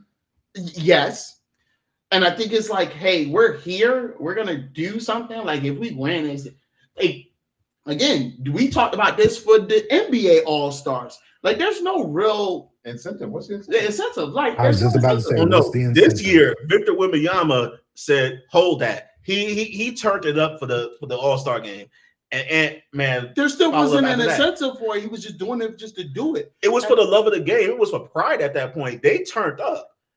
Like that was the best game I've seen in years. No, I don't know about that. The best All-Star game. Well, the best All-Star game since Steph Curry had that like 13 3-point shootout where he did the three and then he turned around. That was the next best game. And then it was Kobe's last All-Star game. Those were the three best ones. You mean when he pumped this man's goal? I think I disagree with you. We're not. First off, Marv, which one was better? He pumped that man goal. Which one was better? How many career points did Kobe have? Don't worry. I'm listening. Wait, Marv, I'm listening. Oh, why? I'm listening. So let's see. All-Star games that were better than the last recent All-Star game. Let's see. So just off, I'm just dunk contest. I don't remember. Off the top of my brain, right? 2010s. So let's see. When your boy Blake Griffin jumped over the Kia. That was a dunk contest. That was I'm talking about the All-Star game itself, not the All-Star like slam dunk. Oh, you're just speaking to the actual game? Yes, I'm talking about the actual game. Kobe, Steph in the 13, 14 three-pointers, and then this past one that just came up. Those were the three best ones in the last 10 years. Because Steph really showed out and made his stamp on why he's the best shooter to ever exist. So Victor Wembanyama made a stamp to say that y'all niggas need to play better. Because people come here. I know people need to pay good money for these tickets. And they're not happy with what's going on. So he said, okay. I'm just not convinced. Like, I just feel like last year's NBA All-Star game, like the game itself, was just kind of mid. I know it wasn't anything that was really memorable. When he was there, he just turned it up a whole notch. That's why. Well, real quick, let's make it, because this topic is about WNBA All-Star, not the NBA All-Star. But also, I want to bring up something with the WNBA. I think they instead of just bashing Caitlin Clark for what they think is wrong with the WNBA, they just need to acknowledge that she brought acknowledge her. Not like that. I'm not going to do that. I am not going to do that. What I will say is that she brought a lot of attention that wasn't previously there, but it wasn't just her alone. But she was the catalyst of that from her college basketball days, especially with the rivalry with Angel Reese. And they need to embrace that rather than every single step of the way. The catalyst. I'm saying she was a catalyst. Whether people want to admit it or not, she was. The thing Their rivalry was not her by herself. I remember highlights of watching Caitlin Clark pull up from 40 and making it in Iowa.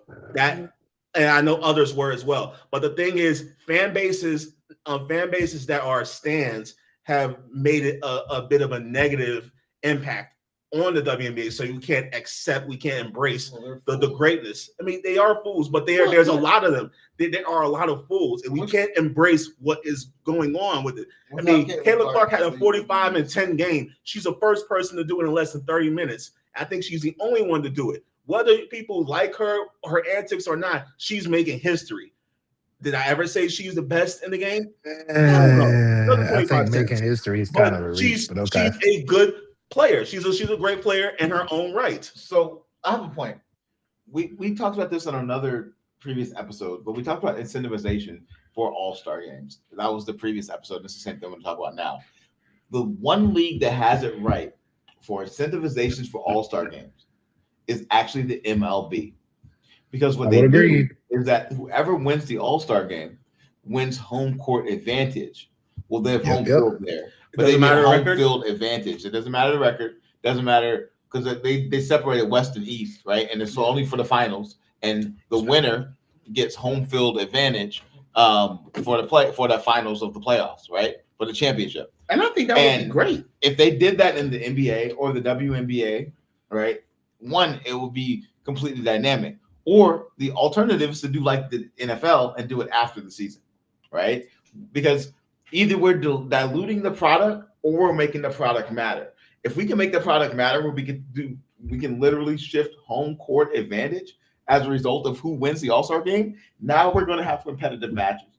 Now we're going to have more Jonquel Jones types of performances. Now we're going to have your Aja Wilsons of the world going crazy. Now we're going to have your Caitlin Clarks. Now we're going to have your Leah Bostons. Now we're going to have, just your Chelsea Grays. Like all of them that are playing.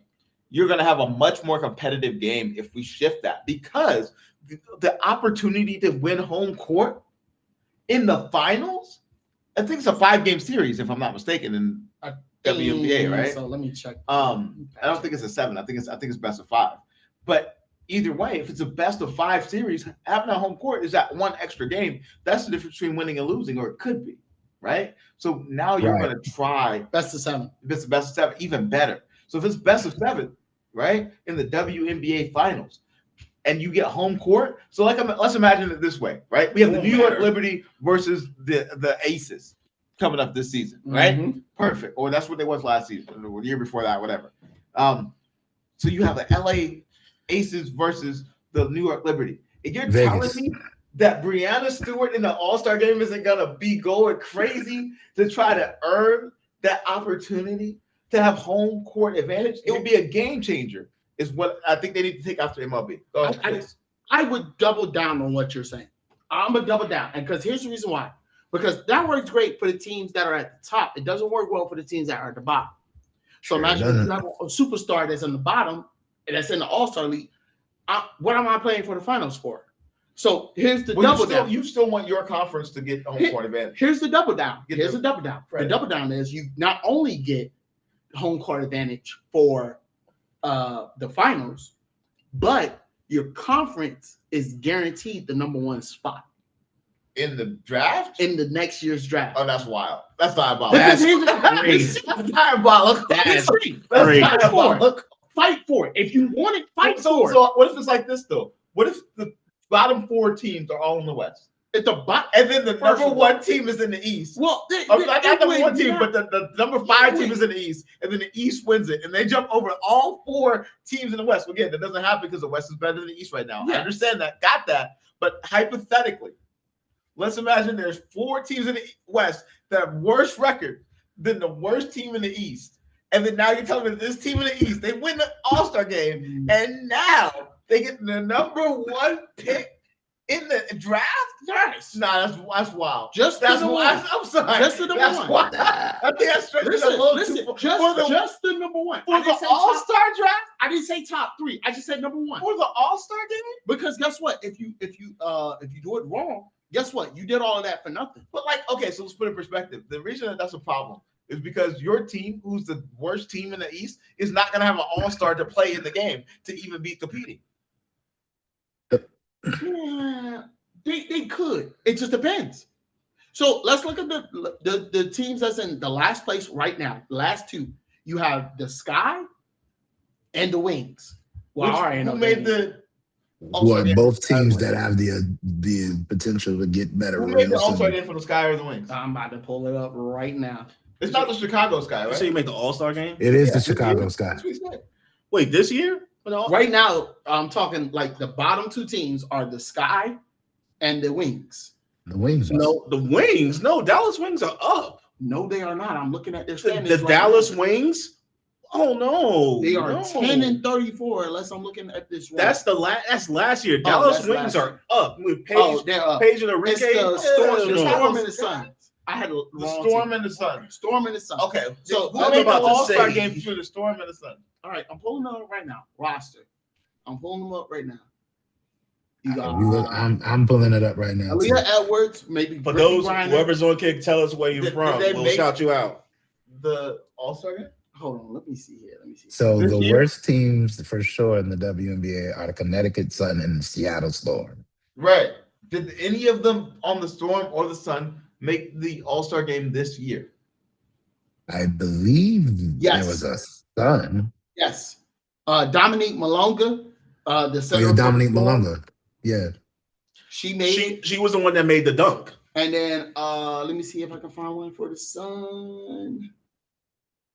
I can't find one for the Sun. Not the Sun. Okay. So, put it in perspective. How many players play in the All-Star game? 14 on the roster? 14 per squad? 10 per squad. So starters and backups, 10 total, right? 10 total. So 20. So of the 20, one person made the All-Star game from one of the losingest teams. And you're telling me that should determine the number one pick in the draft? Bro, this is almost as bad of a take as Donovan McNabb. This is wild. It's not, because this is diabolical. Because y'all stop doing that. You gotta stop doing that. It's almost as bad as Justin Fields. This is terrible. But my thing is, you gotta make can't it stop doing interesting that. for the top and the bottom. Donovan McNabb. That's not. We're gonna talk about that for multiple weeks. That's like that was up there. The problem is, as much as y'all want to clown my takes, they wound up being right one way or another. Y'all can fact check that shit. How would it? No. What take did you make that was I right? could tell y'all when viral. the thing is, I can tell you when teams win. I can predict that when teams win games. I think I'm crazy, and they wind up winning, whether it be games, championships, all of that. But you're wrong a lot. No, I'm not. Actually, I'm not. A lot. Nah. We can't be. I'm not. But here's the thing. Back to the topic. I'm actually not. Back to the topic at hand. You gotta be able. He's here. Okay. You gotta be able to give like for the top and the bottom, because your incentive for the top, it helps for the people that's up top. So we got to need that incentive for the bottom. I don't think the number one pick is a good incentive, but maybe the first pick in the second round. The first pick overall is. I think it's only 2 rounds though. I know that, which is why the first pick in the second round. I think the best incentive is money. The best incentive is money, because that's what they are lacking. They need money. That's what they're lacking. I mean, they are the sub league of the NBA, but they're still not getting money that they feel as if they deserve. Okay. I think an incentive that gives, let's say, 50,000 or 100,000 to each player on the team. That would boost their lives plentifully, because that was a salary that they were getting before this hike that they had. Because before they didn't have a player in the millions earning. So yes, that would pay dividends towards their lives. So what? MVP gets no. He said the winning squad. The winning squad. It's like out of $50,000 or $100,000 each. And I can accept that. That's not bad. That's better than the number one pick. I'll tell you that. You know what that would do? It might have been a bit of that could cover travel. That could cover a whole bunch of things. You want the WNBA, Caitlin Clark available. I get to lose. I take all season with 3 games, win the draft lottery, and you telling me, nah, you lost the WNBA All-Star game. You don't get Caitlin Clark. You instead stuck with some random woman that nobody's ever heard of from Lithuania. What? No, I'm sorry. That draft pick is. But still, I'm looking at some of the stats. I like the money aspect. It's crazy. What? Like, first of all, Kelsey Mitchell, 28, 2-4. That's going crazy. Going crazy. Oh, you talking about the All-Star game? Yes. But they hadn't little to no defense, so you can't even. They don't have defense in the regular NBA. Bro, Angel Reese had 0 points, so I'm not trying to hear this. No comment. Is that your goal? No comment. No. Hers, Caitlin Clark. My bad. That's your goal. That's not even my goal. Caitlin Clark ain't even my goal. I already made that match stance with Caitlin Clark. Like, well, I don't know what y'all talking about. She had a Carl Anthony Towns line. She's a superstar, isn't she? Oh, my God. Oh, but we are. Because guess what? That's our next topic right here. It's Carl Anthony Towns. It's not that. Actually, the topic is, and Marv had to leave because it's storming crazy over there. So we do wish you the best, Marv. Be safe out there. The next topic we have on hand is what constitutes a superstar or elite status player. That is literally the next topic that's out here. Why are we having this conversation? Because today we're asking one of the biggest questions in sports. What makes somebody a superstar? Because is it stats? Is it championships? Is it individual awards? Or simply the ability to change the outcome of every game? This is something that was escalated by one of our viewers. They requested this. They wanted it. Who was the viewer? I don't remember the viewer. I just seen it in the comments, so I added it in the script. No, I need to find out who that viewer was. Elite players consistently rank among the best in their sport, but superstars go a step further. They elevate teammates, draw national audiences, sell jerseys, and become the face of their league. Great numbers alone are not enough. Especially if you get 2 points in the playoff. Go ahead. The true superstars combine sustained excellent postseason success, Mr. Top 5 shooting guard of all time, and cultural impact over multiple seasons. So, Mike, you got to lead this one, Mike. All right. Keep it off of Cat, though. What constitutes a superstar or elite status? All right. Professional in any sport. Any sport. So I think a superstar is one that transcends more than even their position or more than a sport. They're a stud not only on their team, but amongst their peers, right? So when you compare, for example, at the power forward position, not only are they the best power forward, but they make the most impact, not only on the game, but outside the game. They're the ones that are transcendent, where you think of the sport or you think of that position and you think of that player. Quarterbacks, I'm thinking of Patrick Mahomes. I'm thinking of the Lamar Jacksons. I'm thinking of the Josh Allen, who is overrated, and I've stated he's overrated. But from a superstar perspective, he is a superstar. Joe Burrow, even in that capacity, superstar, where their play, their persona, their personality, their charisma, their impact transcends past their peers, where when you compare them, right? Like Jalen Hurts, fantastic player in a lot of capacities, in a lot of capacities not, but he's not, in my opinion, a superstar. I think he's a great player, a lot closer to a great player than he is a superstar, only because when you compare him to his peers, he's not the one that I think of when I think of football. He's not the one I think of when I think of quarterback. I'm not the bias an Eagles fan, but it's more so really when you put it in perspective as how you stand from a media perspective, as you stand from a statistical perspective, as you stand from a winning perspective. From a winning perspective, he's up there. But from a statistical perspective, from an impact perspective, from all the other tangibles that I just mentioned, he would not be up there. Unless he played like he played against the Chiefs, he played in the Super Bowl, in which case he was fantastic. If he played like that every game, he'd be a superstar right now.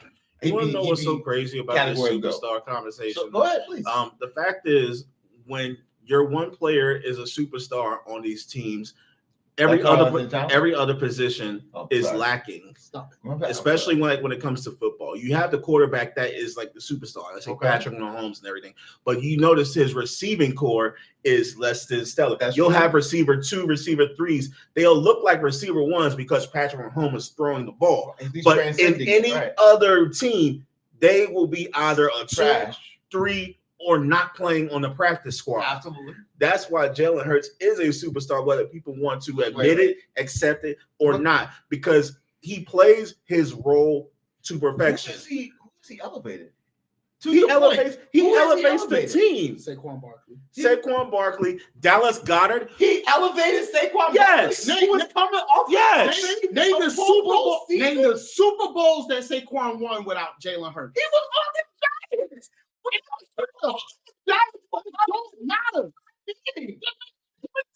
Eli got 2 Super Bowls. Right. With no Saquon. Saquon wasn't there. But the issue is when Jalen, he's elevated him to a champion. No, he did not elevate him to a champion. Who do you want running out of the backfield with Jalen Hurts or Saquon? Pick your poison. Who do I want running out of the? Here's the thing that you got to understand. Jalen Hurts and Dallas Goedert. Jalen Hurts and Dallas Goedert is a 1-2 punch that most defenses can't read. We can talk about elevating somebody to a superstar status. This is, again, I have already stated that this is me conceding, and I'm not a Jalen Hurts fan, and you guys know this. Mm-hmm. But I've said that Jalen Hurts is a star. I can accept him as a star. He's impactful. His stats and what he did, again, and I'll rewind this, and I'll say this out loud. If he played the same way that he played in the Super Bowl against the Chiefs, the first Super Bowl against the Chiefs, where he was statistically dominant and should have won MVP despite losing the game. Had he played that way every game, he would be an utter superstar. Absolutely. But he the doesn't issue- play that way. He averages 230 yards a game. And his win percentage is better than 90% of the league. Yes, he has a better team. Yes, just like Steph Curry has a better team. He only had Saquon for 2 years. What is on his defense? Look at Miles Sanders. Look at his defense. He had Look Miles at the Sanders running the defense. ball. Look at the defense. But You that have was top not- 3 defense and a top 2 offensive line. Top 3 defense, top 2 offensive line. The defense in what the Top defense 3 in 23 defense, was top 2 offensive line. the defense in 23 does not compare to the defense in 25. But here's the thing that you got to also Top understand. 3 defense, top 2 How offensive many line. Who Who is he elevating? How many dual threat quarterbacks do you think Jalen Hurts is not better than? Lamar Jackson, I give you that. Josh Allen. I give you that. Nobody else, right? No, Nobody else. I will say that I'm not saying he's better than Lamar Jackson, but I will say overall, I would give him an edge. Wait. Let's hear this out loud. Stop. Give me the mic, please. I will give him the edge over Josh Allen only because he makes less mistakes. Because Josh Allen gets happy-go-lucky. He turns the ball over at the most inopportune times. Wait. I need to clarify just for the record. You are saying out loud to all of the audience that Jalen Hurts is better than Josh Allen. Please tell the people why you think that. I just said it. I know. Do I need to? I didn't stutter. I didn't stutter. He is a better placer of the ball at more times than not better than Josh Allen, because Josh Allen, he has a stronger arm when it comes to throwing the ball. When it comes to running, he's a little bit faster. But Jalen Hurts, in my opinion, is a little bit more elusive than Josh Allen. Josh Allen is stronger and taller, but Jalen Hurts more slides. But Jalen Hurts is as IQ is better at times. He can read the field. He knows when to throw and when not to throw. That's why people always get so frustrated at him, because they're like, "Oh, you're not going to throw now." Like, he's not going to put the ball in harm's way if he doesn't have to. And that's a skill. Josh Allen. Yes. I can ask you I'm this saying question. Josh Allen's overrated. You know, he beat Yes. the Green Bay Packers and Aaron Rodgers' prime, rushing for 151 yards. Time out. That was Aaron Rodgers' prime. It still was. He was playing in his Whether prime. you wanted to admit it or not. His Green Bay days was his prime. You ever think him playing anywhere else was his That's prime? not what I said. When we talk about Aaron Rodgers at 39 and you try to think that as his prime. Did he not win MVP that year? At 39? Aaron Rodgers. What year is this? I think it was 21, 22. 36. It may have been 21. Hold on. I gotta check that out. Either way, here's the thing you gotta understand. I do agree with that point, because at the end of the day, he does make the plays that You needs agree with to what be point? played. That he's better than Josh Allen? No. That his IQ is a lot better, and he will make Football IQ, I'll give he you will that. make the play He'll make the right that play. needs to be done in order to win. Is he a the better game. quarterback than Josh Allen? Is he a better quarterback? How do we define quarterback? Because How do we define quarterback? Because Josh Allen will A go for position that 400. plays the quarterback Because position. here's the thing you gotta understand. Josh Allen will They throw say for height, 400 ball comes to yards. He will throw the ball for 400 yards and will still lose the game. Absolutely. Jalen Hurts He sure will pass- lose the game. Jalen Hurts will get 138 yards. No, I'll do worse. He'll pass for 134 yards and they will still win the game. So they have a better team. Yes. They have a But is better, he a better player? bro, we can't say That's better what I'm team asking. because you have to understand. They don't have a better team.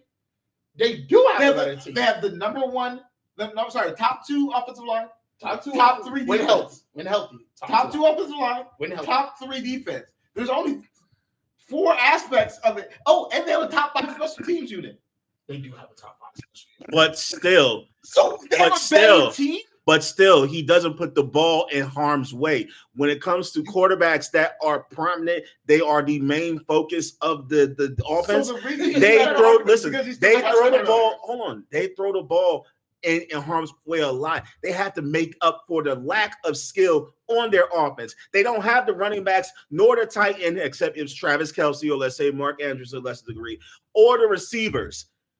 But a lot of teams. Oh, teams on the job. A lot of teams. I thought you were with Josh Allen, he's making the plays, but the thing is, Keon Coleman has always been an issue when it comes to it. Stephon Diggs didn't like the fact that Josh Allen was the main factor. He became a non-factor. Not as good, correct. The defense not as good, correct. So the team is better. Hold on. I'm making a point. Please, okay. With Lamar Jackson, that's my only pass because I like Lamar Jackson, but the issue is they don't give him enough skill players. That's why he's always having to do more. They gave him Derrick Henry, but they need to give him more receivers. Zay Flowers is not going to do it on his own, and that was the point I was trying to make earlier. They need another receiver to help him. That's the problem with a lot of these quarterbacks. They don't have an all-around team to help them get better. That's why you're having teams like Seattle winning because Sam Darnold, he doesn't have to be the guy. He just has to be a guy. He plays his role and they win. But Jalen Hurts, in this instance, he was the guy in Alabama. He was the guy in Oklahoma. And he is the guy in Philadelphia. And he was the MVP. And they're winning. He is the guy in Philly. What more can I say? He is the guy in Philly. You acted like this is you have his thing. Here's what I'm before you go. Look what jersey you're wearing. 3 defense. Nick, show the jersey. A top 3 defense, a top 2 offensive line, and a top 5 special teams. And yes, but there has to be a quarterback. Yes, because there's a quarterback. As a quarterback, you have to. Other quarterbacks will win in that system and win. No. Here's the thing you gotta understand. Lamar Jackson, the Baltimore Ravens for the past 2 seasons has been touted as one of the best teams, best defensive teams on paper. Even though the Texans got it 1 year, and then the Eagles were all that was after everything was played. I'm talking about before preseason. Defense has been down the past 4 years, but still, they were touting that on paper that the Baltimore Ravens, the Eagles dream team, they were touting them. Okay, got you. Exactly. And you know what happened there? But they were trash. Same thing as the Ravens defense. Perfect. Exactly. So at the end of the season, though, the Eagles had perspective. They had a top 2 or 3 defense. They had a top 2 offensive line. They had a top 5 special teams. And we're saying that the reason that Jalen Hurts is a superstar is because they're winning with that around. You gotta also understand. Kellen Moore was with Dallas. But when LeBron has all this talent, y'all like he ain't to go because he got too much talent around him. How much talent does Jalen Hurts have? So much talent around him. Part of that is because Howie Houdini is doing his thing, and that is not our fault. That the Giants sold the Giants trash. Let's say Quan falls. Sorry, Mom, Giants trash. I said that they're roster. Also, it's not our fault that they let Quinyon Mitchell slip to us. You let Jalen Carter slip to us. These are draft picks. You let Cooper DeJean slip to us. Like, these are drafted. We didn't trade like this. We didn't draft like the Rams and say F them number 1 picks and just get a whole bunch of trades. No, this team was carefully crafted. I'm outside the section of you have a fantastic GM. You have a top 2 GM in the league. And he's not 2. So wait. Top 2 GM, top 3 defense, top 2 offensive line, arguably top 5. Top 5 special teams, top 5 head coach. And then you're telling me that the reason he's a superstar is because of him. It's not because of all the other stuff. Bro, he plays the most important role in quarterback. It's the most important position in sports. We've seen what happens when you have an all-star team and you have a trash quarterback. Ask Geno Smith. Because the Seattle Exactly. Sam, you inserted Sam. Hey, Nick, I got one better for you. Hold on, I got one better for y'all. You remember? Wait, hold on. Remember when Jalen Hurts was playing the Commanders? This was the year we won the Super Bowl, and it was 21 skunk before he had that injury. Okay. What happened after that? They lost. Jalen Hurts wasn't playing. They did lose. Because here's my thing. At the end of the day, keep in mind. Also keep in mind. You think he's a superstar? Also keep in mind in 2023 when they went to the Super Bowl the first time. 23, yeah. 23.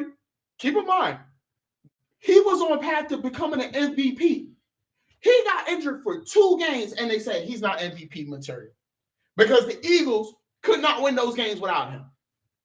Oh yeah, you talking about that one against Dallas and all that? Because we had Gardner he got injured against the Bears, and he couldn't play those 2 and games. they had Gardner Minshew come Here's in. some questions I'm going to tell you. Here's something I'm going to tell you. Are you ready? So if Jordan Love played for the Eagles, they win a title. Because absolutely not. Absolutely not. With Jared Goff, Jordan Love and Jalen Hurts have 2 different skill sets. First off, here's something that I can agree on. If you're saying you can insert a quarterback and they can win a Super Bowl, I have the following quarterbacks, and you're not gonna like this tape. If it was Dak Prescott, absolutely. I was going to say Dak Prescott. If you say Dak Prescott, absolutely. If you say Brock Purdy, absolutely. Win a Super Bowl. Brock Purdy, not really. Not really. Brock Purdy, yes. But the Eagles play better when the Eagles play better with a dual threat quarterback rather than a pocket presser. That's why I said Brock Purdy would be better because Brock does know how to run the ball. But he doesn't run that well, though. Not Kyler Murray. I don't think Kyler Murray will actually win there. Because Call of Duty drops. When Call of Duty drops, that's it. No, when Kyler Murray's actually on his A game, he's actually one of the better quarterbacks. Until Call of Duty drops, and then being serious. I think being serious. This is going to sound disrespectful, but it's not intended to be disrespectful. Jacoby Brissett would have the same record as Jalen Hurts in the Eagles. Jacoby Brissett plays a very similar game. He doesn't run enough. He's not turnover prone. Are you kidding me? Right? He plays He's very conservative. Don't get me wrong. Are we serious? Are we serious? Diminish Jalen Hurts. What I'm here to tell you is that he's not a super. Are you saying? He's a star. I can say star. I can say star. Hold on. We say superstar. He's not. Hold on. He just said. He just put Jacoby Brissett and Jalen Hurts in the same statement. Jacoby don't run. Are you kidding me? Look at stats last year. But also, are you serious right now? You know, in air yards touchdown, who has the longest? Who has the most? It's probably your boy Jalen Hurts. It is. So what are we talking about? Brock was doing 98-yard touchdown. So we talk about superstar. Are we seriously? We talk about Are we seriously? Hold on. Are we seriously putting Jacoby Brissett and Jalen Hurts in the same? I am. There is no way. There's no way. Now, here's the only game managers. Here's the only thing, and here's the critical part. Here's the critical part about Jalen Hurts' game that I'm very critical of, and this is something that I don't like. It's when Jalen has to come back from behind, because Jalen does good when they're even or ahead. True. He does great. He can keep piling on. He can keep piling on. Like he can do a shootout. He can go back and forth. Like if they're down only 1 score, he can come back and make a comeback. He's done that plenty of times. But if you're like down, I don't trust Jalen to be He's not the guy that's going to come back. He's a conservative quarterback. That's not the problem is the offense at times has gotten predictable, and it was because of the playmaking. Prime example, I think it was they were playing the Rams last year, and they were down over 2 possessions. And what did they do? They came back, they spanked the Rams ass, and they won off of that kickoff run. So I'm not going to sit here and let y'all disrespect Jalen Hurts like that, act like he's not a superstar. Just because he doesn't produce the amount of passing yards that all these other quarterbacks do. Keep in mind what these other quarterbacks produce yards, but have they won Super Bowls or have they made it to the Super Bowl? Aside from Patrick Mahomes, one. That's it. Sam Donald just won a Super Bowl. He has the same amount of Super Bowls as Jalen Hurts. He does have the same amount of Super Bowls as Jalen Hurts. But Matt Stafford Matt Stafford, we can all agree is better than Jalen Hurts. We can all agree on that. That's not a question. Matt Stafford getting that ring I'm sorry. Matt Stafford getting that ring makes him better than Jalen Hurts. MVP on top of and the MVP on top of that. It does kind of make him better than Jalen. This is what I think Jalen Hurts. They both got Super Bowl. He has a regular season MVP, I think. Who Matt Stafford has last year. It was last year, yes. I'm because of them like him carrying the Rams to the NFC Championship game. I think Jalen Hurts is the 8th best quarterback in the NFL. Who's top 10? Who's a 7? And you talked to me. So that's not. I'm using more disrespect. What are the other 7? But he's a top 10. I'll give him number 8, maybe 9. Who? 7 that are better. You ready? I'm ready. Okay. In no specific order. You don't have to be a specific order. Yeah, Matt Stafford. That's great. Patrick Mahomes. That's great. Lamar Jackson. Josh Allen. That's 4 right there. I think Joe Burrow's better. He's more dynamic. Don't get me wrong. I give you Joe I like Burrow Jalen only Hurts because on of the ground. playset. Jalen Hurts on the ground is fantastic. But I don't Joe give Burrow Joe has a better arm. I don't give Joe Burrow And because of He durability. has more talent. You can't diminish Yeah, the we man can't from diminish the man he's 'cause better of talent. from injury. Injuries happen on all. So if Jalen Hurts gets injured this season, he drops out of the top 10. But Jalen Hurts doesn't get injured like that. That's when I'm talking about knowing how to put yourself out of harm's way. Here's the problem, though. The problem is technically he did get dinged for being injured because if he didn't get injured in 23, he wins MVP. The thing is, when he got injured in 23, that was because it was intentional. I forgot whoever hit him. It was on the. It was an intentional hit. Oh, Drake May is better. No way. We're not going to do that. I am not giving you Drake May. I am not giving you Drake May. The only reason why I can't. If Drake May replicates the same season, I can give you that. If he replicates, I also think I don't care if he replicates the same season. Drake May is the beneficiary of a great Patriots all-around team with the defense and with not. Time out. What did I just name on the Eagles team? Because the Patriots weren't really actually a great team.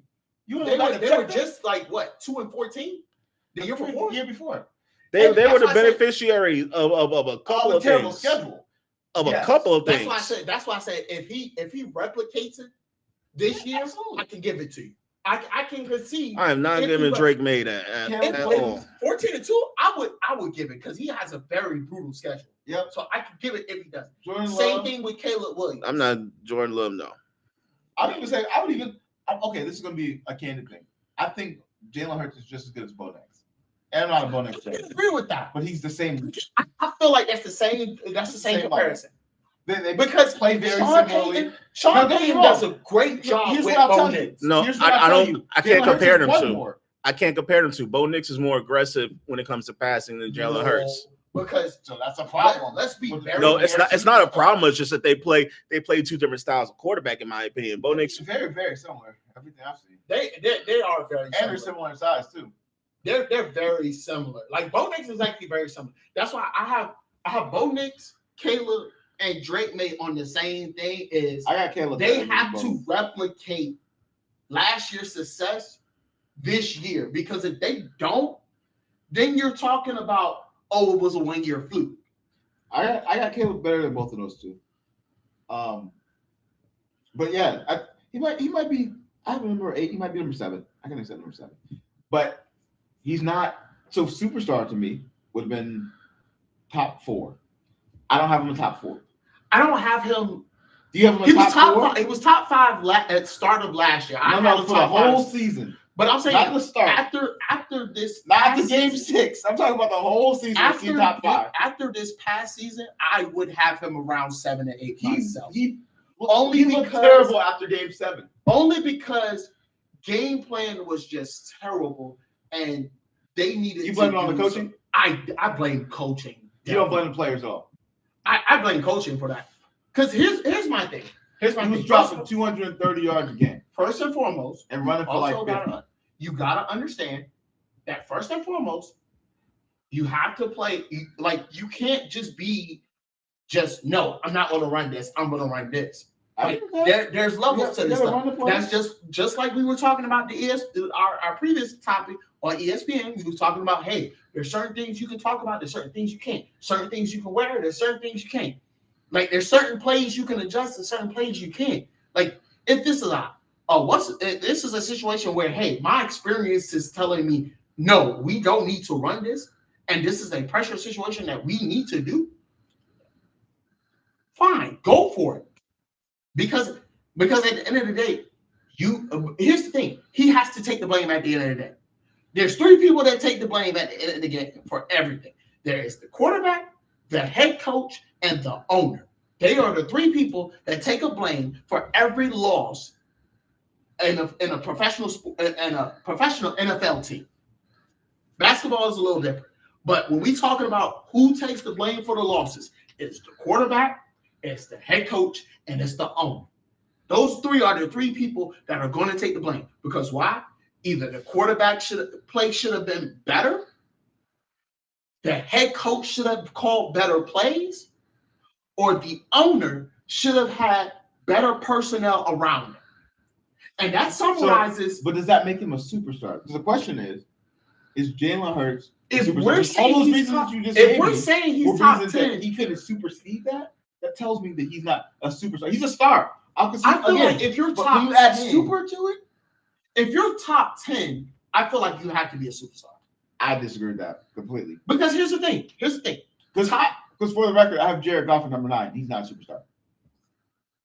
But top 5 would be elite. And you just said he's number 7. Top 5 would be elite. I wouldn't say elite. I would say superstar. I would say elite. You think that you don't think a superstar and elite are the same thing? No, I don't. Because elite is like the creme de la creme, the top of the top. Like they are. That's what I'm thinking of when we think superstar. Because here's the thing. But I'm thinking superstar, star, regular. I'm saying elite, superstar, star, regular. And here's another thing. With superstar, to me, I think it's also the off field stuff that makes you a superstar. Exactly. Where's Jalen Hurts off field that makes him a superstar? He does his stuff in the background. Like a lot of players are now doing their stuff. Listen to what you said. We're talking superstar. Super. This is never going to be an ending conversation because he's going to continue to bring up the numbers thing, and it's not always just a numbers thing. You can't bring up numbers. I'm talking off field, right? I'm talking off field. He's never been a problem. I didn't say he's a problem. I'm just saying. 0% he's a problem. I'm not saying you said, but is he a superstar? Because when you think of off field, okay, I'll give you an example. In the NBA, right? Mm-hmm. Superstar Dwayne Wade. Yeah. Not superstar Karl Anthony Towns. Superstar LeBron James. Karl Anthony Towns is a superstar. We're not going to do this. And what planet? Oh, we went over the stats. The stats say he's superstar. The stats don't say he's superstar. You're belaboring over. You're belaboring over. Listen. We're going to stop. We're going to stop this because it's getting annoying. We're belaboring over a lower than standard offensive point game. Karl Anthony Towns is a stretch big. He's one of the best bigs in the game. Yes. Whenever he has a matchup, there are very few people that can stand in front of him. Victor Wembanyama is one of the few because he's taller and has a bigger wingspan. But no, Victor Wembanyama is a superstar. But the issue is Victor is a superstar. No, Karl Anthony Towns is a superstar because there's very few people that could guard him. Name the center that could guard him besides Wemby. Jokic can't stand in front of him. Hold on. Nah, Jokic could. No, Jokic is a wall. Like he's a wall, but he can't move. Karl Anthony Towns can move. He's strong. But Jokic has 3 MVPs, but that's because he's a playmaker. He's a point center. They play different positions. But you say that he's a wall. Here's my thing: for you to win 3 MVPs, you have to be able to move well. So not necessarily. You're slower, but yet he can move well. He could play make. But as far as playing defense, no. He can rebound, yes, because he's tall, but he play makes. But that's a different style. That's a different style of play rather than Karl Anthony Towns. Karl Anthony Towns is a slasher, but he can defend. He can block. He's not. Can defend him. No. Chet, no. He couldn't. No. Finals, he could. Chet was good until he played against Wemby. Now Chet's trash.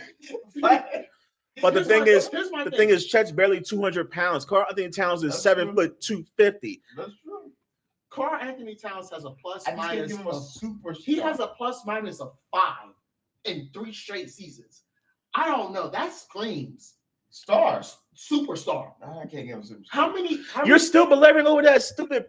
For game 4, like I'm telling you, based off of his play, his entire career, he was the one in Minnesota. He was. Before Rudy Gobert came, before Ant-Man came, he was the one. Kevin Love, historically, star. I don't know if I would consider him a superstar. Kevin Love had that point. Love had better stats. But as far as impact on the game, Kevin Love, yes, he had Anthony Towns had a bigger impact on the game than Kevin Love. Yes, as far as they can't guard him. Karl Towns was at least 1 or 2 when it came to draft picks. He was the first pick. He got, I believe he was a second pick, I don't think. But he was well known for his defense rather than his offense. But the issue is he could still score at a very nice clip. He's a better shooter than most front court players. He can score. But and you talked about Giannis. Giannis is athletic, yes, but Karl Towns could still bully his way into the paint. First pick. Oh, okay, yes. okay, first pick. Okay, first second. Potato. It's still the same thing. It makes a difference. It doesn't make that much of a difference. It does make a difference because that's like the difference that we judge Jared Goff on, because Jared Goff was a number 1 pick. Like but the thing is, Carson Wentz. Carson Wentz was the number 2. Like your what's his called should be higher. This is kind of why me and you, we say Jalen Hurts is better because he was a second round pick. Like if he was a second round number 1, number 2, that's 2 totally different planes. When it comes to quarterbacks, you have to view it differently because based off of the team's needs, certain quarterbacks are going to drop down further into the depth chart. Lamar Jackson was number 32. Yeah. And this is why that was a biased pick by the NFL. The NFL did that intentionally. No, not really, because Brock Purdy dropped to Brock Purdy was Mr. Irrelevant. Mr. Irrelevant. So, I mean, but he had a very I'm not sure it was Iowa State or Indiana State Iowa State. He had a very consistent game and stats in Iowa State. But the thing is, it didn't wow teams. So he definitely dropped down. But it just so happened that he got into a great team, which is crazy because Jaden Daniels wasn't really wowing. It was just that he was accurate. Jaden Daniels was wowing. But the thing is, he went to LSU. He went to LSU at the right time. But at the same time, he was also accurate, which is what helped elevate his stats as well. So you being an accurate quarterback team. My point is the conversation. So when we talk about defining the superstar, I'm telling you that there is more to it, one than stats, and stats matter 100%. It's off field, right? It's charisma. It's your impact on the game. It's how you elevate the people around you, right? It's who you are, not only as a teammate. Like Jalen Hurts is fantastic as a teammate. I'm not saying he's not fantastic as a teammate. Who you are as a teammate, who you are individually. It's also, can you take over games? When he played the Chiefs, again, in that Super Bowl, if he played like that every game, I would literally be his biggest fan and tell you that he is a superstar, and I'd be pounding the table for him right now. You're bringing up the same point again. My problem is this: that was his highlight. You're bringing up the same point over and over again. We're not bringing anything new to the table when it comes to these superstar points. With Jalen Hurts, I remember there was a game when it was 2024. It was against Pittsburgh. It was a regular season game. It was because they kept on talking about how Jalen Hurts didn't pass the ball to AJ Brown. They were talking about how they were being very conservative. And Jalen Hurts had one of those games where he just said, "Hold that." He deliberately was focused on passing the ball, getting the touchdowns. I think he had like a 230-yard game and like 2 or 3 touchdowns. 230-yard game is not a lot of yards in the NFL. You're worried about the wrong thing. It's about the impact and how it helped the team, because they held their own against Pittsburgh, and he came out there post game, blinged out, and told all his pundits to hold that, because he was just tired of hearing all the stupid mess about him not being a star, him not being impactful. That's the problem I have with these superstar conversations. They're not really had an honest talk. It's a lot of bias because of just what you see on the field, like in these numbers. Like if it was just numbers, you dare say Justin Herbert is better than Jalen Hurts, and we know damn sure that's not true. Justin Herbert. Let's be because we look at byproduct of his. But we look at passing numbers. If we just look at numbers overall, that would be the case, right? Because we're always looking at numbers. Karl Towns had a 2-point game, so he's not a superstar, but yet he has an impact in the entire game. So I'm gonna bring up something that me and Scribe talked about. Shout outs to Cows. So because I went on and I said that CJ Stroud should be listed as overrated. And what he said was, and it was a little eye-revealing, was that he's fairly new and he hasn't had a lot of opportunities in the playoffs to be able to do what he had to do. Keep in mind, he dismantled a Steelers team that shouldn't have been there in the first place. It is what it is. No shade. He dismantled a Steelers team. But then when you had the opportunity, you played the Patriots for a trip to the AFC Championship, you threw 4 picks. Sure did. You threw 4 picks. And your defense was number 1. That's true. Like there was an issue of inclement weather being very. We not about to do inclement weather. Yes, we can, because the Denver and New England AFC Championship game was piss poor because the kickers could not even see. The refs couldn't even. They were Stevie Wonder out there trying to figure out where the goal line was. Come on now, that torrential rain in New England prevented them from even having traction on the football. That's why they were throwing turnovers like left and right. That wasn't the same game that CJ Stroud played in. That was a game CJ Stroud played in against New England. Yes. No, they didn't. They played New England in the rain. No, I'm saying both New England games, Houston played them in the rain and Denver played them in that crazy ass snow. But we're not here for the snow. I'm here to, and that's why I was saying, like, they didn't play it in the snow. I'm just saying I'm about for CJ Stroud on that because he has been the beneficiary of good defenses. Of a very stout defense. He has had a lot of mistakes. He still has a way to go, but he has a skill set. But I just need to see him dominate a game, not just based off of the defense alone. He's done it before. He's been in it. Like CJ Stroud's been. CJ Stroud's been in the shootout game before, and he did not disappoint. That's just like the same with Jalen Hurts. Jalen Hurts has been in shootout games before and did not disappoint. Like, that's the whole thing. It's just one way or another.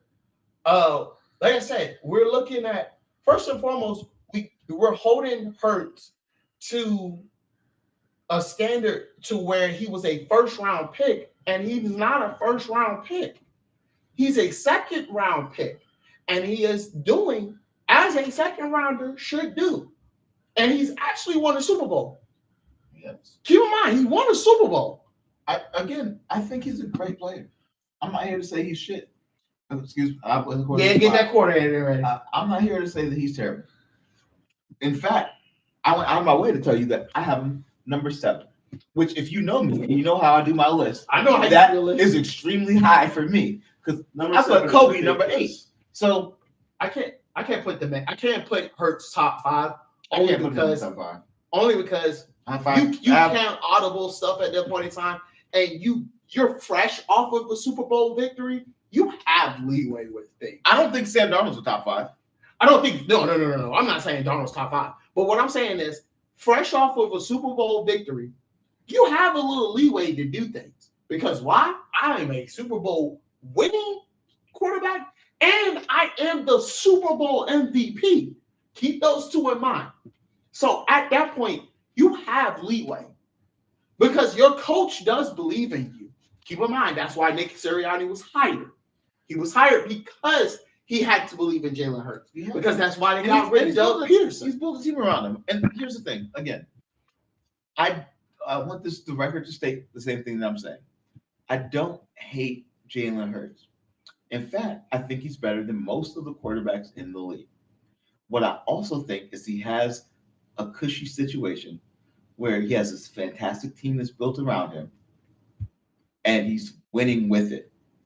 If he didn't have the cushy team around him, he would not be winning with it. He's not a team elevator. Unless, again, if he, I'll keep saying it, that was the greatest single performance I've ever seen in the game. If he plays like he played that Chiefs game in the Super Bowl, which was the greatest performance I've ever seen by a quarterback, he was dominant statistically in every capacity. He was amazing. If he played like that every game in the regular season as well, he'd be a superstar very easily, no questions asked. But right now, he's not doing that. In fact, he's doing 200 yards less than he did in that game. Every game. He's doing 75 yards rushing less than he did in that game. And in spite of that, because his team is amazing, he's still winning. So my point is that if you remove Jalen Hurts, if you put Jalen Hurts, okay, let's put it in perspective, right? Let's just call spade a spade. If you put Jalen Hurts in Tennessee Titans situation, Jalen Hurts is not elevating that team to playoffs. Absolutely not. That team is hard. But if you put him in the Giants, he's not elevating that team. Here's my whole thing. You put him even in the Commanders in the year that they went 12-4. I don't think that he's doing what Jalen Daniels did in that dynamic. I disagree on that one. And the only reason why is because and Jalen Daniels runs just as good as Jalen. I was going to say the only reason let's and Jalen Daniels about that NFC Championship game, their wide receivers sold. Their wide receivers sold. There was nothing else Jaden Daniels could do. I think the issue is that we're going to continue to run into the same wall, which is bias and preference. Yeah, you are biased. Bias and preference.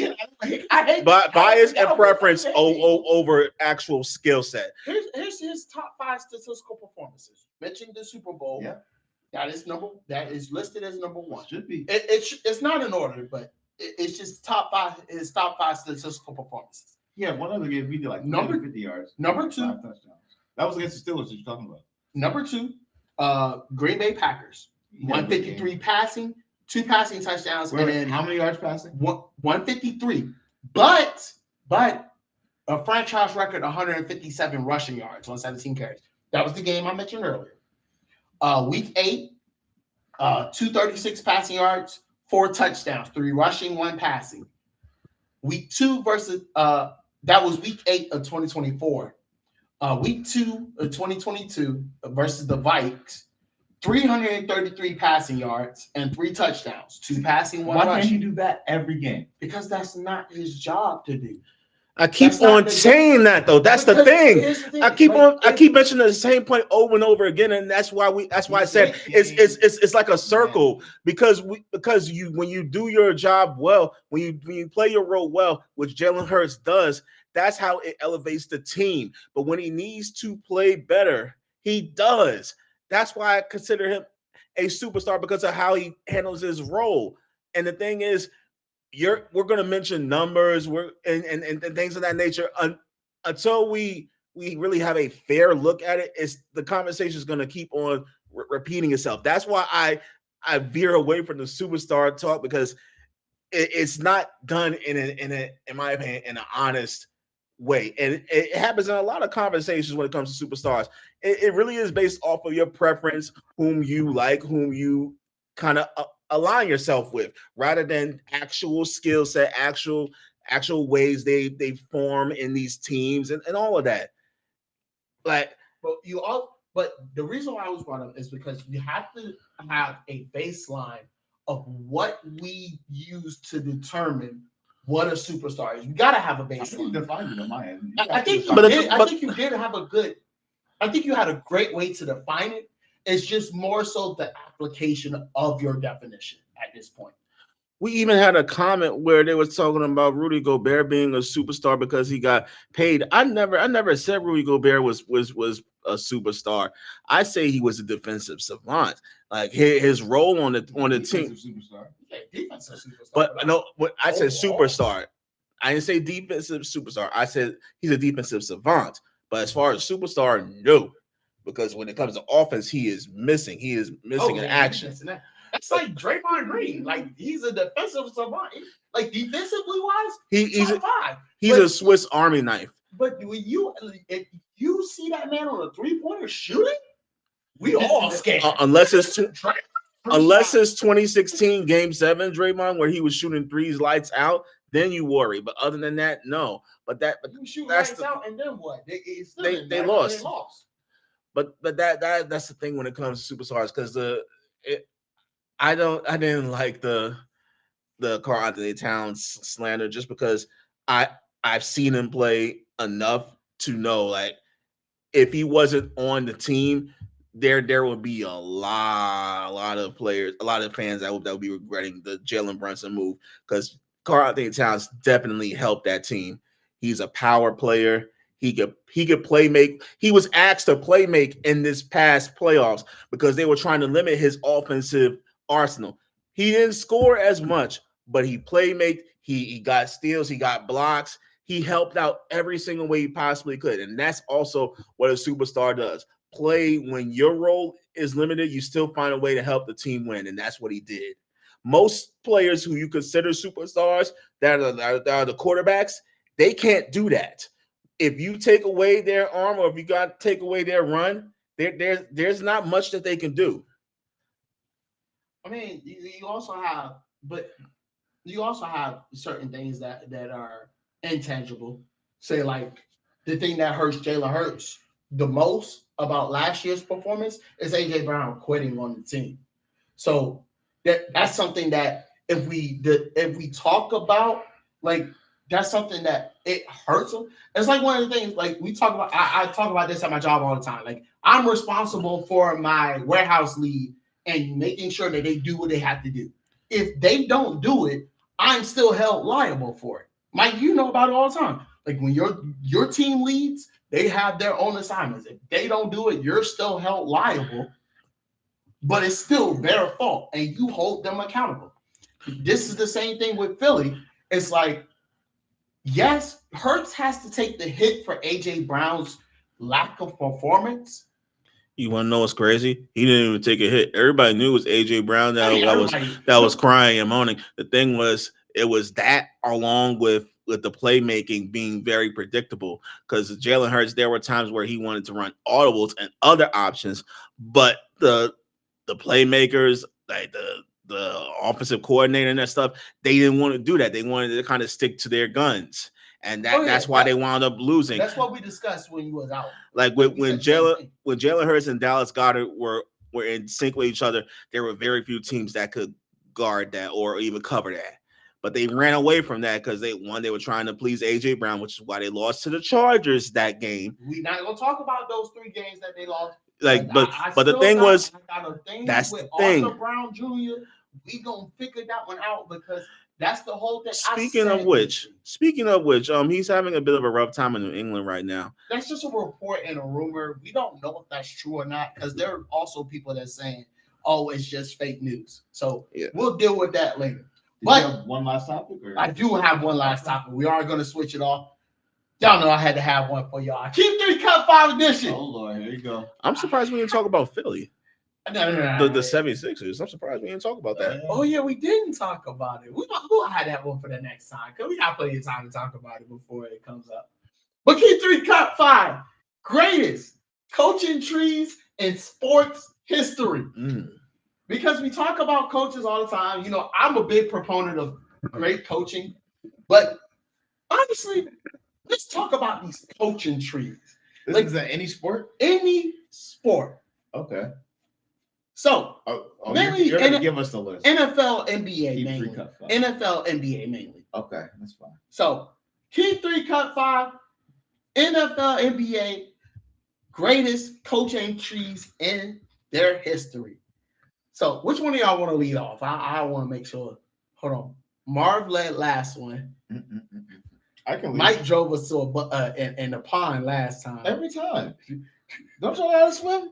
I think Jordan just threw us off the cliff last time. Nah, I was good. Oh no, we were good last time. That's right. The wheels were burned off, but we were good. That's true. All right. Well, we'll leave it to Mike this time. All right. So here we go. Keep 3 Cut 5 greatest coaching trees in history. Number 1 on the list, Bill Walsh. Bill Walsh revolutionized the modern NFL with the West Coast offense. His notable disciples are Mike Holmgren, Andy Reid, Mike Shanahan, George Seifert, John Gruden, Dennis Green. I like Andy Reid, but Andy Reid has his own tree. The only reason I would keep this is because Andy Reid has his own tree, but I think that there are better ones. Like, for example, what's coming to mind for me is Phil Jackson's tree. What's coming to, which includes Steve Kerr, which includes, just a lot of the teams out there. I'm thinking of Bill Belichick's tree, which he's had quite a few players there. Sean McVay's tree is going to come up. That's definitely one of the ones to keep there. Bill Walsh doesn't have a bad. It's not a bad. I just don't think it's the best. What are your thoughts, Jordan? I would cut it. That's my opinion. I mean, it is Andy Reid, but if you're looking aside from that, yeah. Because Dennis Green brings it down by at least 4 notches. Yeah, I mean, we gotta let them off the hook with this one. All right. No disrespect. No disrespect. But you out of here. Next on the list. I'm so glad you made mention of him because he's next on the list. Bill Belichick. Keep. Wait, who's on his tree? Defensive genius. You have Mike Vrabel, Yep. Brian Flores, Yep. Eric Mangini, Yep. Josh McDaniels, Yep. Bill O'Brien. There's There's some other ones in there. Bill O'Brien's overrated. Josh McDaniels is also overrated. But I really like Mike Vrabel. I don't like Mike Vrabel more than I like Andy Reid. And if that's the tree, then I would cut it. But Bill Belichick by himself is his own. It's like, great. So for me, if that's the tree, I would cut it. Who are the descendants again? Mike Vrabel. These are just notable. This isn't the exclusive list. He's probably got way more It's than just that. notables. Mike Vrabel, Brian Flores, Eric Mangini, Josh McDaniels, Bill O'Brien. Like Tony Dungy's tree is better than that. No, I will cut it. Yeah, cut. Ooh, y'all cutting the goat head. I mean, Because you can't include him in the tree. Yeah, that is true. yeah. All right, next on the list, Don Shula, Mm. NFL wins leader for decades and mentor to multiple Hall of Fame coaches, such as Tony Dungy, Marty Schottenheimer, Jimmy Johnson, Dave Wanstead. Keep. Yeah. You got Keep. Jimmy Johnson, Tony Dungy, and Marty Schottenheimer on your own tree. Keep easily. And he is the only undefeated coach in NFL history with the 72 Dolphins. I'm going to keep that one. Yeah, keep. All right, so we're keeping Don Shula. Next on the list, Paul Brown, the father of modern football coaching. Notables: Bill Walsh, Don Shula, Chuck Noll, Weeb Ewbank. If you got Chuck Noll and Bill Walsh on your tree, you have to keep that. Chuck Noll is arguably one of the greatest coaches of all time. In my opinion, we keep that. How many rings does he have? Before he got 4. Arguably, It's an argument. It's an argument. Now, again, I think Belichick is the greatest. I'm not saying he's not, but I'm saying that 4 rings. Yeah, 4 with rings. that is hard. steel curtain. Yeah, 4 rings is hard. Coaching that defense, and he had a terrible quarterback. Terry Bradshaw was not a great quarterback. Oh, that was Big Foles, basically. Right, and winning multiple Super Bowls. I'm going to keep that one. What do you think? Pretty much. Yeah. I mean, a couple of legendary names there. You got to keep. It's only because he mentioned Bill Walsh, who has his own tree, and that's under Paul Brown. That's why I have to keep that one. All right. Well, y'all might shut down after this because next on the list is Nick Saban, the modern king of college football. Notables are Kirby Smart, Lane Kiffin, Steve Sarkisian, Dan Lanning. I don't believe Steve Sarkisian. And Mario Cristobal. I don't believe in Dan Stanley. I'll actually cut it. And this is, again, I think that Saban is the greatest college coach of all time. Let me state that. And this is a person that hates Alabama. He's the greatest college coach of all time. Agree. But his tree is not crazy impressive considering what all he's done individually. He ain't done nothing right? either. Right. That's my point. Right. Like, other than Kirby Smart, who's won titles. Kirby Smart. Yeah. None of the rest of them have won a title. Smart is the None of the rest of them have won a single title. And they've been overrated everywhere they've gone. And it caused nothing but controversy. Steve Sarkisian caused controversy. Lane Kiffin caused controversy. Lane Kiffin caused controversy. Manning caused. I would cut it. And again, partially it's the same argument as Belichick. If I get to keep the coach as part of the conversation, it's a no-brainer. But his tree is not impressive to me. I know you're an Alabama fan, so you're gonna be I mean, but I think those are considering what you mentioned regarding the other guys. I mean, besides Kirby Smart, I gotta agree. I mean, I'm a Saban guy, but yeah, we'd have to cut. Don't kill me, Alabama fans. Hey, it knows what it is. Nick Saban, your coaching tree is not the best. Get out of here. Respectfully, of course. Next on the list, Dean Smith, basketball icon who developed generations of coaches. I can think of the players he developed. Roy Williams, Larry Brown, George Karl, Hubert Davis. Cut. I'm not cut. Keep. Easy. We shutting it down? I think it's easy for me. If you got Larry Brown under there. You got George It's Karl true. under there. Who was the other one? Hubie Brown, Hubert Davis, Hubert Davis, and what was the first one you said? Roy Williams. Go ahead, cut it. It's Easy like that. me, bro. It is What do now. you think? The only one that would be better is going to be UCLA's coach. Oh yeah. What's his name? All time great. Who coached Kareem Abdul-Jabbar? That's the from a basketball, and then you got Coach K, but Coach K's coaching tree is nowhere near. Coach K's tree is trash. Let's be fair. Like Coach K is amazing. Coach K's tree is trash, right? I'm letting that be known. When I generated this list, Coach K was up there. I pulled that out. Yeah, it's just coaching tree is trash. That coaching tree. Phil Jackson comes to mind again. Sean McVay's tree, honestly, it's probably not as impressive as it will be in 10 years, but who he's already has under him as disciples are already amazing. They're good. They're already like for the fact that he's not been in the league for 30 years, you know, I think he's only 38. His coaching tree is impressive. His coaching tree is impressive. Impressive for that age. They're not very translating to overall wins. I can concede that. But if you want a Sean McVay tree, you get a job. That is true. I will like see that. What's your resume, Sean McVay? Oh, coach, you're hired. You're hired. Yeah, you were his water boy 3 years ago. You're hired. Hired. So, were we shutting this down, Jordan? For me, I was interested because I can't. Roy Williams on the list. Red Auerbach is his name. That's the one. Yep. Yeah. All right. Well, keep the wait. Who's the other one? Who are we missing? We missing two. No, that's right. That's it. Y'all got the three. Keep 3 Cup 5 edition. Greatest NFL, NBA NFL, NBA, and college head coaching trees. You guys cut Bill Walsh's tree. You guys cut Bill Belichick's coaching tree. You guys kept Don Shula's coaching tree. You guys kept Paul Brown's coaching tree. You guys cut arguably the greatest college head coach in history, but his coaching tree is trash. Nick Saban. You guys, your final keep was Dean Smith's coaching tree. Amazing coaching Your tree. final 2 cuts are Philip Jackson Called it. and Greg Popovich. Now, who's on Phil Jackson's coaching? Phil Jackson, just notables: Steve Kerr, Derek Fisher, Brian Shaw. Nope, happy with it. Keep it going. Wow. I'm happy you did that one. Yes, sir. And then Pop. And then Pop has Mike Budenholzer, Ime Udoka, Becky Hammond, Will Hardy, Taylor Jenkins. Nope, we cooked. We cooked easy. Well, that's our time for Yes, today, sir. but the game never really ends. Thank you for spending time with us today, sharing opinions, passion, a real passion, and a love for sports that goes beyond the scoreboard. Huge thank you to our 293 subscribers. We appreciate every single one of you rocking with us and still on the road 500. to 500 subscribers. Let's go. If you like what you heard, subscribe, follow, and join the conversation. And make sure you check out this week's post for the Crash King. It will be up. Make sure to vote for that Crash King.